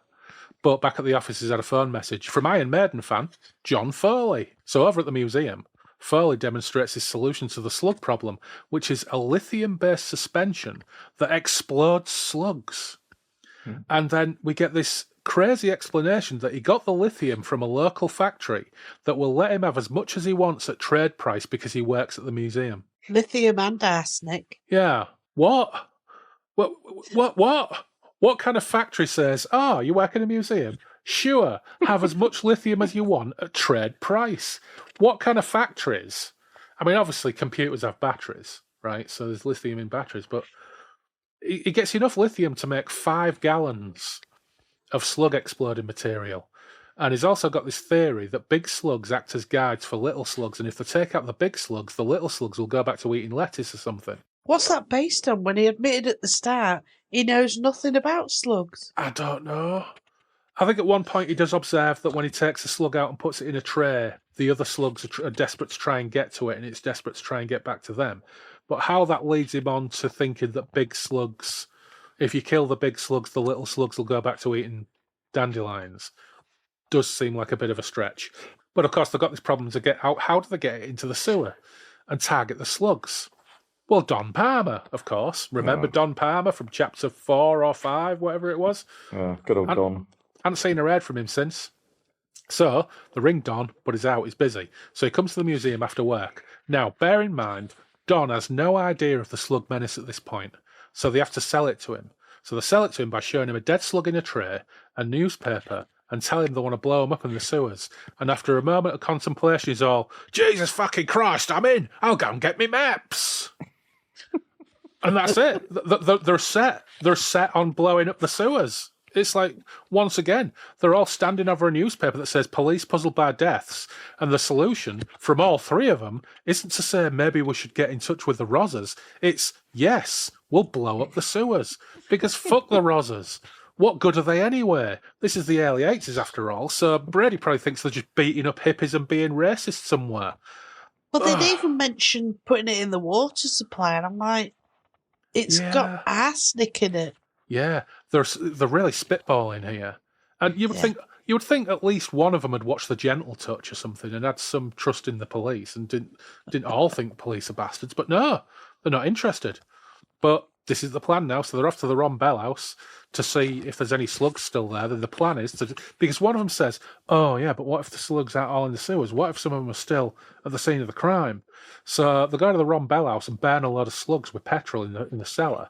And that seems to satisfy them that all the other slugs will be in the sewers, which I think's a bit of a leap. It's a lot of a leap. That's a big leap. Yeah. The plan is to lure the slugs to a central point, explode them all, knowing that the whole sewer system will go up like a balloon thanks to all the methane. We know how many other houses they've been found in. Lots of slugs. Yeah, they've been around, haven't they? Yes. They've been around. Now, Hutson seems to have a strange idea of what saying something cryptically means as well, because at one point Palmer says, after they burn him in the cellar, Palmer says 200 down, 20,000 to go, and then it says Palmer said cryptically. Yeah, I saw that. Yeah. There's two occasions where people say something that makes perfect sense, and Hutson says he said cryptically. It's really weird. It's really weird. But anyway, this is the plan. Palmer unknowingly sustains a tiny slit in his protective suit. Looks like he's toast then, straight away. I mean, at least in the film, you don't get that. Palmer's death in the film is a little bit more jarring and a bit of a shock, whereas he gives the game away there. Down in the sewer, Palmer takes some time to wryly think about his missus and the kids moaning that he's holding up their dinner. But then slugs.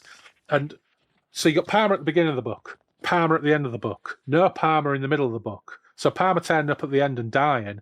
It's like, so? When Brady rang his missus to tell her he loved her, you'd have thought they'd have said then. Yeah.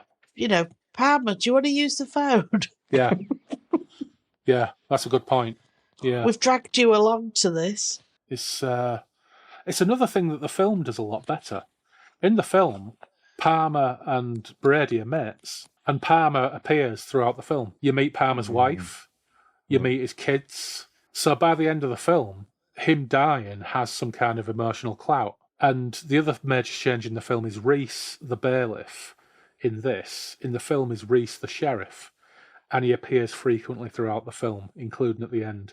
So Brady actually does try and sell the slug menace, not only to the waterboard guy, but also to the sheriff.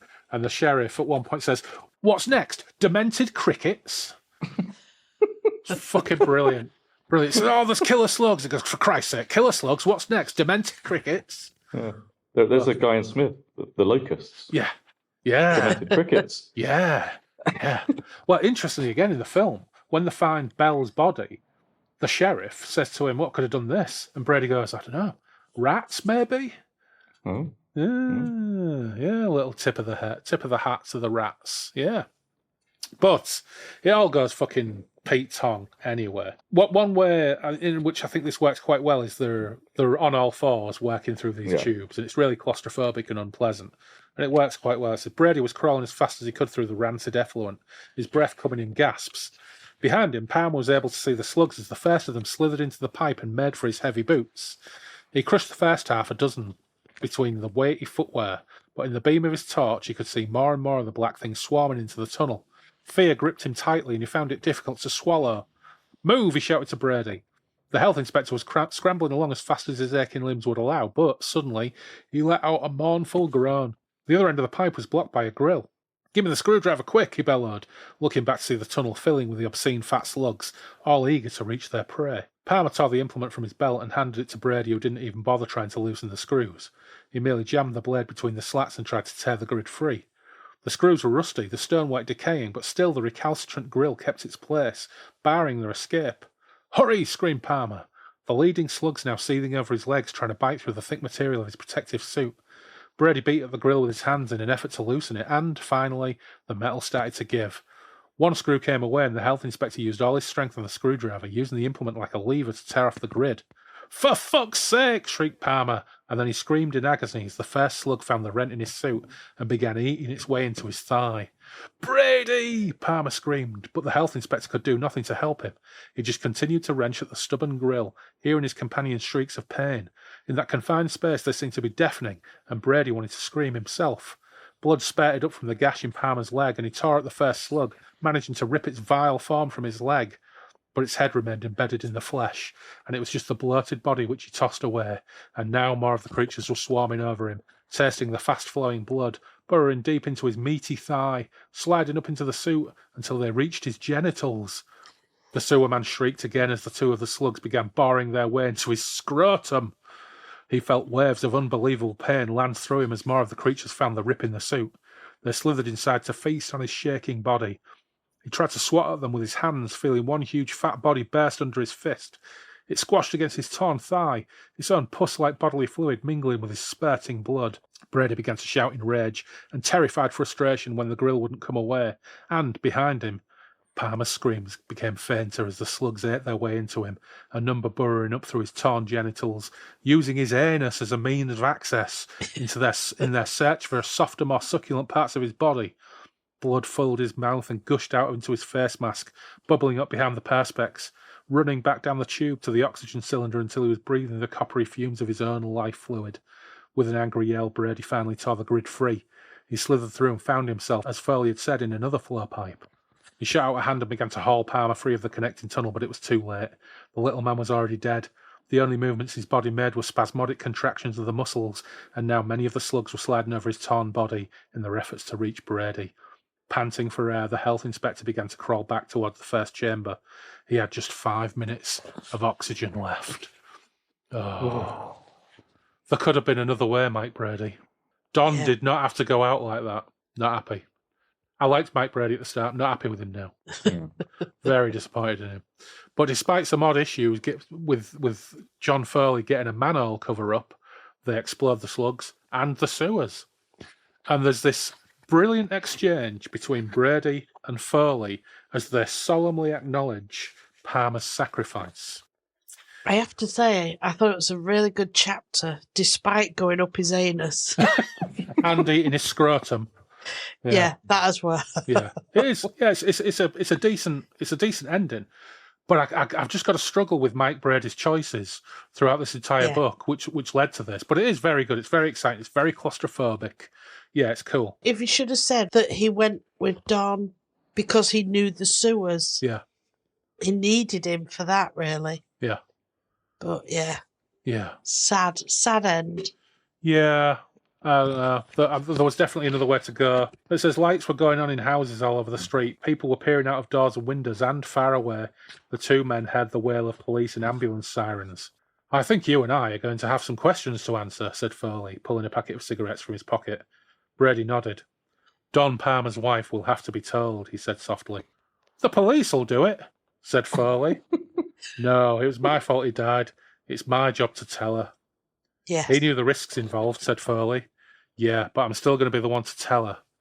Foley offered him a cigarette. I don't smoke, Brady said. Perhaps it's time you started, said the curator, and both men smiled. Fucking hilarious. So don't involve the coppers all this time. And then Foley's like, well, the police should tell her, really. It's like, fuck off, John Foley, you cheeky bastard. Cop out. You'll be lucky if the police will be arresting you in 30 seconds, saying, why are you blowing the sewers up, you fucking nutters? Yeah. Incredible. There is an epilogue, though, involving lettuces from Merton at Covent Garden Market, which is the start of the sequel, Breeding Ground.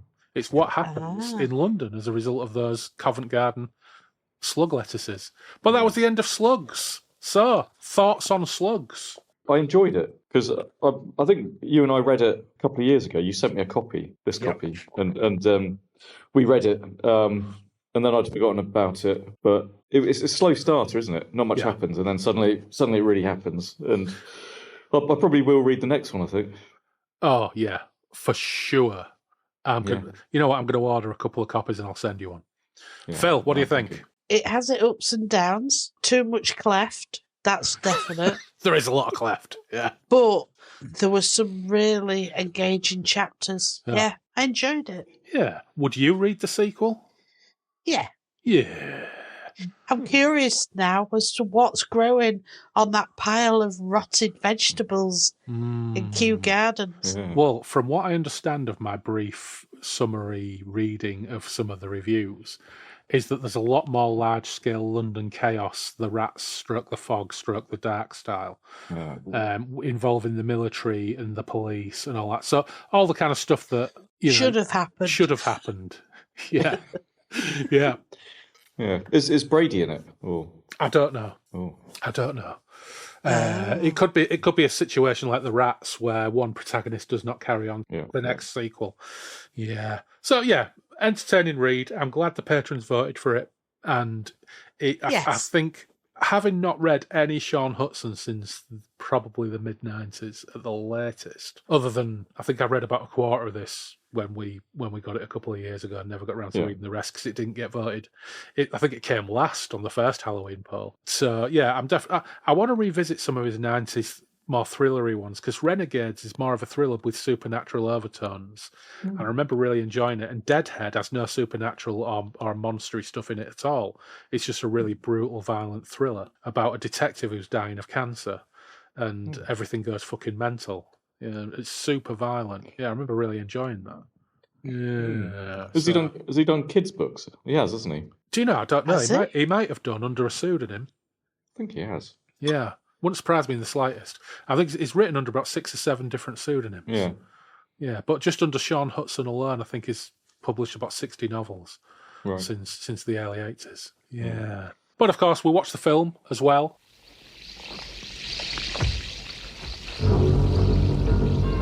It all began in a peaceful community, a place that had never known evil. Until now. But 20 years ago, in the stillness beneath these waters, something happened. And now, its deadly spawn has been released. Coming up from the depths, out into the light. Slugs.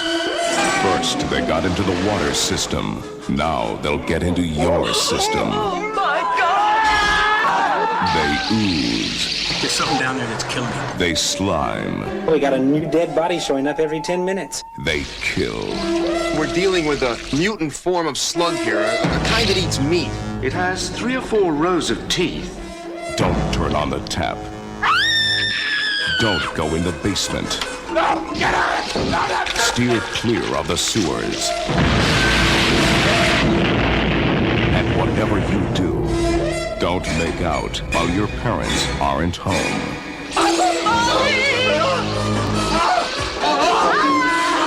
Slugs. It may be the most shocking movie you will ever see. Slugs. Straight away with the film, you know that something's not quite right, because the opening scene has a kid dangling his feet off a boat in a lake, and he gets pulled off the boat and devoured in the water. It's really cheap, a bit daft, and it's got terrible dubbing, because this is it's a Juan Piquer Simon film, J.P. Simon, who was a Spanish filmmaker who made a lot of horror films, made like an Invasion of the Body Snatchers knockoff and various other things. Did one called Horror Hotel, which is like a cult movie. And this is probably his best-known film, I would guess, but it's made in Spain, has a mix of English-speaking actors, and the others are all strangely and quite oddly dubbed. So it's like a lot of those Italian horror films you get where some, you'll get a British actor like David, what's his face? Can't remember his fucking name, in The Beyond, or House by the Cemetery, or something like that. So you'll get Catriona MacColl and someone else, and then the others are Spanish actors dubbed. So story-wise, it's relocated to small-town USA, but otherwise it follows the beats of the novel pretty closely, Phil, doesn't it? We just watched it a couple of hours ago. But I felt for the one who cut his hand off and getting blown up. yeah. The hand cutting off scene, he ends up using an axe, does successfully cut his hand off, but knocks over some bottles in his greenhouse, which is attached to his house, and these bottles knock over and hit the floor and like smoke, like they're from some kind of mad scientist laboratory. And then his wife comes in, helps him after he's hacked his own hand off with an axe, and a line of flame comes around, then the entire greenhouse just explodes. It's a model shot. It's quite a terrible model shot, but it's quite charming in a way. So he explodes. No trowel there. No trowel. No trowel. The main change is Don and Mike are mates from the off, and they know Dave Watson. So it's your introduction to Mike and Kim is there in a bar with Dave and Maureen. But whereas in the book, Dave works for this computer company, is trying to sell the Mark I computer, in the film, Dave is trying to do a deal on a shopping centre to get outside investment. And Maureen isn't the confident businesswoman, 28-year-old businesswoman who doesn't want children. She's a drunken, lush housewife who gets drunk and out of order in bars and shows people up. But the film does solve a couple of issues with the book by having Mike Brady more involved with the local authorities. As I said, Archie Reese is gone, and he goes to the Bell House with a sheriff, Sheriff Reese. Surprisingly jaunty score, which seems quite weird. It's like occasionally you get like bits of score it kicking don't that go. sound like they've been stolen from a 1970s sitcom. Very weird. But when it comes down to the fundamentals, the death scenes are pretty good. Going back to Maureen, the reason he ended up eating slugs is because she fell asleep drunk, didn't make his dinner, and had made a quick salad. Yeah. She's like, I was looking forward to steak. And she's like, oh, well, I thought we'd eat late. And she'd just done a salad and chopped up some bloody slugs in the salad. The female characters get a bit more screen time, actually, in development. So Kim's a teacher, and Donna Morris is in her class. So you meet Donna and some of her school friends. And Donna and her boyfriend, Clive in the book, what's he called in the film, Babe? Bobby. Bobby. Bobby. Bobby. Clive's not a very American name, is it? So it's Bobby in the film. He's a bit of a jock with big curly hair. The pacing's much more movie-like, so not like the books where you get protagonist chapter, vignette, protagonist chapter, vignette. Everything's quite nicely paced. Yeah. With the introductions. There are lots of connections between characters and situations which make everything link together nicely, so you don't get that sense with a book where it's like, this is Kath. Here she is for 2 minutes, and she's gone and you never see her again. That only happens if people die horribly. There was 2 really funny bits where we both laughed out loud. When they're in the cellar, I think you said earlier, the sewers. Yeah. And the slugs pull his metal bar off him. Yeah. Yeah. And then later at the end, when they kill one of Donna's friends, so she's not raped, they drag the body. That's right, yeah. You see the body. You see the body getting dragged off by something just off screen. So, maybe a 5-foot-long slug or something, I don't know. It's all a bit rubbish, of course, with some very odd acting choices and even weirder music choices, but it hits all the right notes. Yeah. And it even ups the ante in some ways, like with Harold hacking his own hand off after the glove ambush and then the huge explosion for some reason. But the MVP is there are 2 MVPs really. There's the woman with the block bog who's on screen for maximum 30 seconds, and by God, she makes the most of it. And there's a guy who plays Foley. So he's a skinny, balding nerd in specs in a lab coat with the greatest English accent and delivery. It's absolutely amazing. It's like the guy who's dubbed him, because the actor is called Santiago Alvarez. And he was only ever in 4 Spanish films, according to IMDb, playing mostly unnamed characters, or in one film he's just accountant. And this is a big role for him, and by gum he delivers, because it's a speaking role, he gets loads of lines, he gets loads of exposition, but he's dubbed by this English actor who might as well be dubbing like a public information film or a corporate training video. It's absolute class. It's so good. You've got to make the time to watch it if you can. It's Foley. I'll give it a go. Brilliant. You were also really happy with Frank Phillips as well. Frank Phillips is ace as well. The actor playing Frank Phillips, again, he's Spanish, he's dubbed, but he looks great and he dies on the bog. Fantastic. The main kill scenes, Donna and Bobby, is great. Some really great effects on screaming Donna with one of her eyes eaten out on the floor, rolling around in slugs. That's fantastic. That was quite gruesome. Yeah. You got the sheriff involved throughout and his brilliant what next demented crickets line, which is fucking great. And you got this thing where Don doesn't appear at the end, beginning and return at the end, is in it throughout. And he has this theory about a toxic waste dump. So they also work in some kind of theory about why there are mutant slugs. The Dave Watson restaurant death is fucking great. You watched that on YouTube, didn't you, Graham? Yeah, I did. It's really good. Yeah, definitely enjoyed that. Yeah. Yeah, it's fantastic. So it moves at a brisk pace. It's a gory, weird B movie, and I love it. I love it so much. I've owned it on VHS, DVD, and Blu-ray over the years. Sadly, my old VHS tape got chewed up by a video player, but I've still got my DVD and I've still got my Blu-ray. Yeah, brilliant. And I'm going to say it here. I don't care. I prefer it to the book. I do. I prefer it to the book. Do you? Yep, it connects minor characters and incidents in a way that the book doesn't. It introduces that subplot about the deal that Dave Watson was working on that adds some political intrigue. Mike, the local government health officer, is more woven into the local infrastructure, so it's more believable, and it ups the ante on the stakes. The presence of Don throughout the film is good. I quite like the actor who plays Don. It's cool. If you can handle weird, janky dialogue delivery and half the cast being weirdly dubbed, it's a good time. It's a good time, and it's probably 88 minutes long, and it moves at a real pace. Why did they make Foley British? I don't know. I have no idea. maybe J.P. Simon just thought a scientist is more credible if they have like a quite articulate English accent, you know. But Maybe so. the actual decision to do that is wonderful, and the combination of Santiago's physical appearance and that slightly off delivery of the dialogue, which doesn't really capture the tension of the situation, it's just brilliant. I think the only problems with it are there's an unfortunate element in the introduction of more teenagers, which builds up with lots of class mullets, by the way, some fucking fantastic mullets. But there's an attempted rape that sees the victim escape into a sewer mouth and get eaten by slugs, and the perpetrator gets away with it, which I wasn't really happy with. No. And the sewer scene at the end lacks the claustrophobia and building threat of the book because it's American-style sewers, which are like galleries. Almost. Big sewers, yeah. Yeah. But on the other hand, Don's death is pretty good. It's pretty well done. You know, he accidentally gets blown into this central chamber with filled with like the slugs breeding ground or whatever, and he gets quite a nasty death. Yeah, it's decent.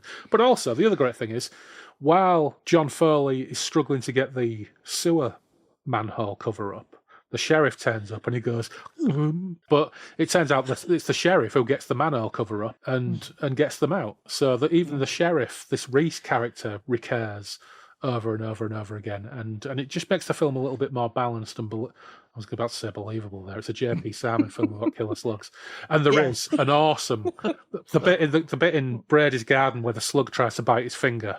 Mwah. Chef's kiss. Fucking slug model with teeth. Brilliant. Absolutely brilliant. I will watch it's like a little vampire. Yeah, it's fucking great.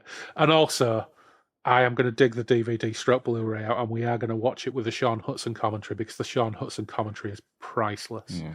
It's fucking priceless. Shaun Hutson doing a DVD commentary on a film of his book that he hates, just being really fucking full of himself. Yeah, it's brilliant. Well, folks, that was Slugs. That was Halloween Special 2025. So, what we need to do now is decide, number one, well, I think we've decided we are going to read Breeding Ground. But how are we going to do it as another podcast? Well, who knows? We end up doing spin-offs of these things all the time, don't we? Yes. I think we probably Crabs? should. We should do Crabs. No, we've done Crabs on the Rampage, haven't we? Origin of the Crabs, we need to do at some point. Yeah. And Crabs, the Human Sacrifice. Oh yeah, that is a particularly good one. The Human Sacrifice. Yeah. Well, folks, it's getting late on a Sunday evening. It's a school night. You've got to be back at work in the morning, Graham. So thanks for taking the time to talk to us about Slugs. Phil, thanks for everything as always. I'll see you in a minute. Well, I'm going to say happy Halloween as well. Yeah. Oh, yes. Happy to all our Halloween to listeners. everybody. Yeah. And Phil, did you finish that wine? No, I've got more than half a bottle left. Oh. No way. Yes, why? That's rather restrained. Yeah, well done. No, it's not. You have me as a lush. Yeah. You could drink the rest of it when we watch, I don't know. We watched Moon 44. So We did. Yeah, I need to find another. We're on a bit of a kick watching cheap, shonky sci-fi films. So we watched Moon 44 the other night. It was great. And then I found out that Arrow are releasing a new 4K restoration of Outland. Oh. So that'll arrive in mid-November. Looking forward to that as well. I was going to say, is that coming as well then? Oh, yeah, that's coming. Well, Brilliant. Thanks again, folks. Lovely to next see you, time. Graham. See ya. Bye. Many thanks to Graham and Phil for joining me in the muck and helping to unearth the twisted, wriggling delights of Shaun Hutson's Slugs. As it happens, I've picked up that sequel too, Breeding Ground, so perhaps we'll be back soon to take a dive into a bit more mucoid madness. We've had a few nice comments on previous episodes recently. Going back to our King of the Swords episode, when we mulled over elements of the Warhammer fantasy setting, particularly the old Slan, Chris McInnes dropped us a line to say, Slan are still in there. They are now the great old ones, which is a bit Lovecraft. That's Warhammer 40,000 though. Realm of Chaos, Slaves to Darkness from the 80s had amazing chaos mutation tables that Moorcock might have appreciated, even though they were heavily derivative of his work. Thanks for that, Chris. I've been eyeing up the reprints of those chaos books, very tempted, Even for a non-Warhammer player, they're packed with flavour. They're very good. And Dave Dalrymple said, I most recently read these 3 books in early 2020, and if anything, I enjoyed them even more than I did the first time when I read them. Strong agree there, David. And again, on that episode, Jan Newman. Love you guys, please keep going. I've always had a love-hate relationship with The Vanishing Tower. It's a great idea about portals and TARDIS-like trapdoors, but for some reason the fight scene goes on too long. My father works with a younger scientist from Hull. They drove a Triumph Spitfire and owned a £600 guitar, a lot in 70s LSD. We are Southerners, but CSMA inductees. Blessed be. Thanks, Jan. Nice to hear from you again. When I was a kid, a guy up the road from us had a Spitfire and a Triumph TR7, and I thought he was the coolest guy on the planet. K. Strawn left a comment a couple of weeks ago simply saying, click, click, clickety click. Sorry to disturb this time, K. Strawn, but we still haven't done Origin of the Crabs or Crabs the Human Sacrifice. But we probably will at some point, so watch this space. Finally, going back to our episode on the Tiptoe Boys, good friend of the show, Glenn Sawyer, dropped us a line to say, on every level, I enjoyed this so much. Andy, thank you so much for posting me a copy of the Tiptoe Boys. It's great, and as you both mentioned, often very different from the film. I have so many memories about the movie, about Lewis Collins, about the music and the scenes. Everything you both mentioned about the club scene and the church rave is spot on, and Lewis Collins exudes more charm, charisma, and danger with every viewing. Both Judy Davis and, in particular, Ingrid Pitt hold especially happy places in my youthful psyche. I've rewatched the movie twice this week and even managed to find my 18-year-old sauntering in to listen in and then watch on the second occasion. Great to see so many well-known character actors in the movie from film and telly. There are a lot of standout moments, but the rush watching the SAS break through the wall in the Mews and then the actual attack on the embassy at the end are etched into my memory. Cheers, chaps. Well, cheers back at you, Glenn, and thanks again for the comment. I always enjoy the novelisations we do, and this was a cracker. We will no doubt revisit that era of films and books at some point too. In fact, I've recently scheduled another pod with Andrew Nettie, looking at one of them, another formative film experience from my youth that I suspect might be right up your alley as well. Next time out though, we'll be back with the Moorcock for a while, and a spooky October episode with Liam, returning, that we had to reschedule, we'll rearrange for the Christmas period. Thanks for your patience, Liam. But in the meantime, thanks as ever to our patrons. First, those without tier, Anthony Piconti, Tim Cardos, Dave Dempster and Sebastian Weetabix. And our Chaos Engineers, Ed Von Stout, Andrew Clark, Andrew Cicluna, Andrew Spong, Andrew Van Ness, Anthony Porter, Benjamin Fletcher, Ben Hagar, Brandon Mays, Dan Charnley, Dave F., Dave Griffiths, Dave Voxman, Gabriel Laycock, Harvey Faulkner-Aston, Jim Kirkland, Jim Jupp, John W. Lays, Jules Lawrence, Mal Pertwee, Matt Saltz, Michael Hopwood, Nick Hopkinson, Paul McRandall, PJ Cooper, Rex Osseous Nusquam, Scott Butler, Simon Perrins and Steve Braun. And of course thanks to our crafty jugaderos, Adrian Tchaikovsky, Alexander Harris, Chris Sharp, Christian Hundal, James Connell, Graham Holden, Kevin Williams, Liam Turner, Loz, Mark Buckley, Mark Hewlett, Mark Taylor, Matthew Broom, Murray Palmer, Ofer Ziv, Sean Twist, Toby White and Taylor Lavery. And of course eternal thanks to our patron demons, Action Edmonds, Alistair Davison, Andy Darby, Brian Henderson, David Lee, Derek Clunan, Fred Quiche, Gareth Wilson, Glenn Sawyer, Greg Faulkner, Gwen Barlow, Ian Stead, Janie Stim, Jason Vogel, Joachim Sund, Joe Monty, Johan Hjarper, Jonathan Sharp, Lee Gary, Liam Jones, Marius Latauskas, Mark Hebden, Miles Reed-Labato, Neil Burton, Paul Hillary, Randall Gatlin, Steve Round, Tom Murphy, Tone Malazzo, the OG patron Norman Beresford, and last but never least, Robert McMillan. Okay, enough from me. Don't forget you can follow us on Instagram and Blue Sky with the handle at Breakfast Ruins. You can email us at breakfastruins@outlook.com. The webpage is breakfastintheruins.com. We've got our Patreon page too, of course, and there are a few extra odds and sods on there. But until next time, wherever you are in the world and whatever's going on your turf, take care, stay safe, and we will meet again soon on the Moonbeam Roads.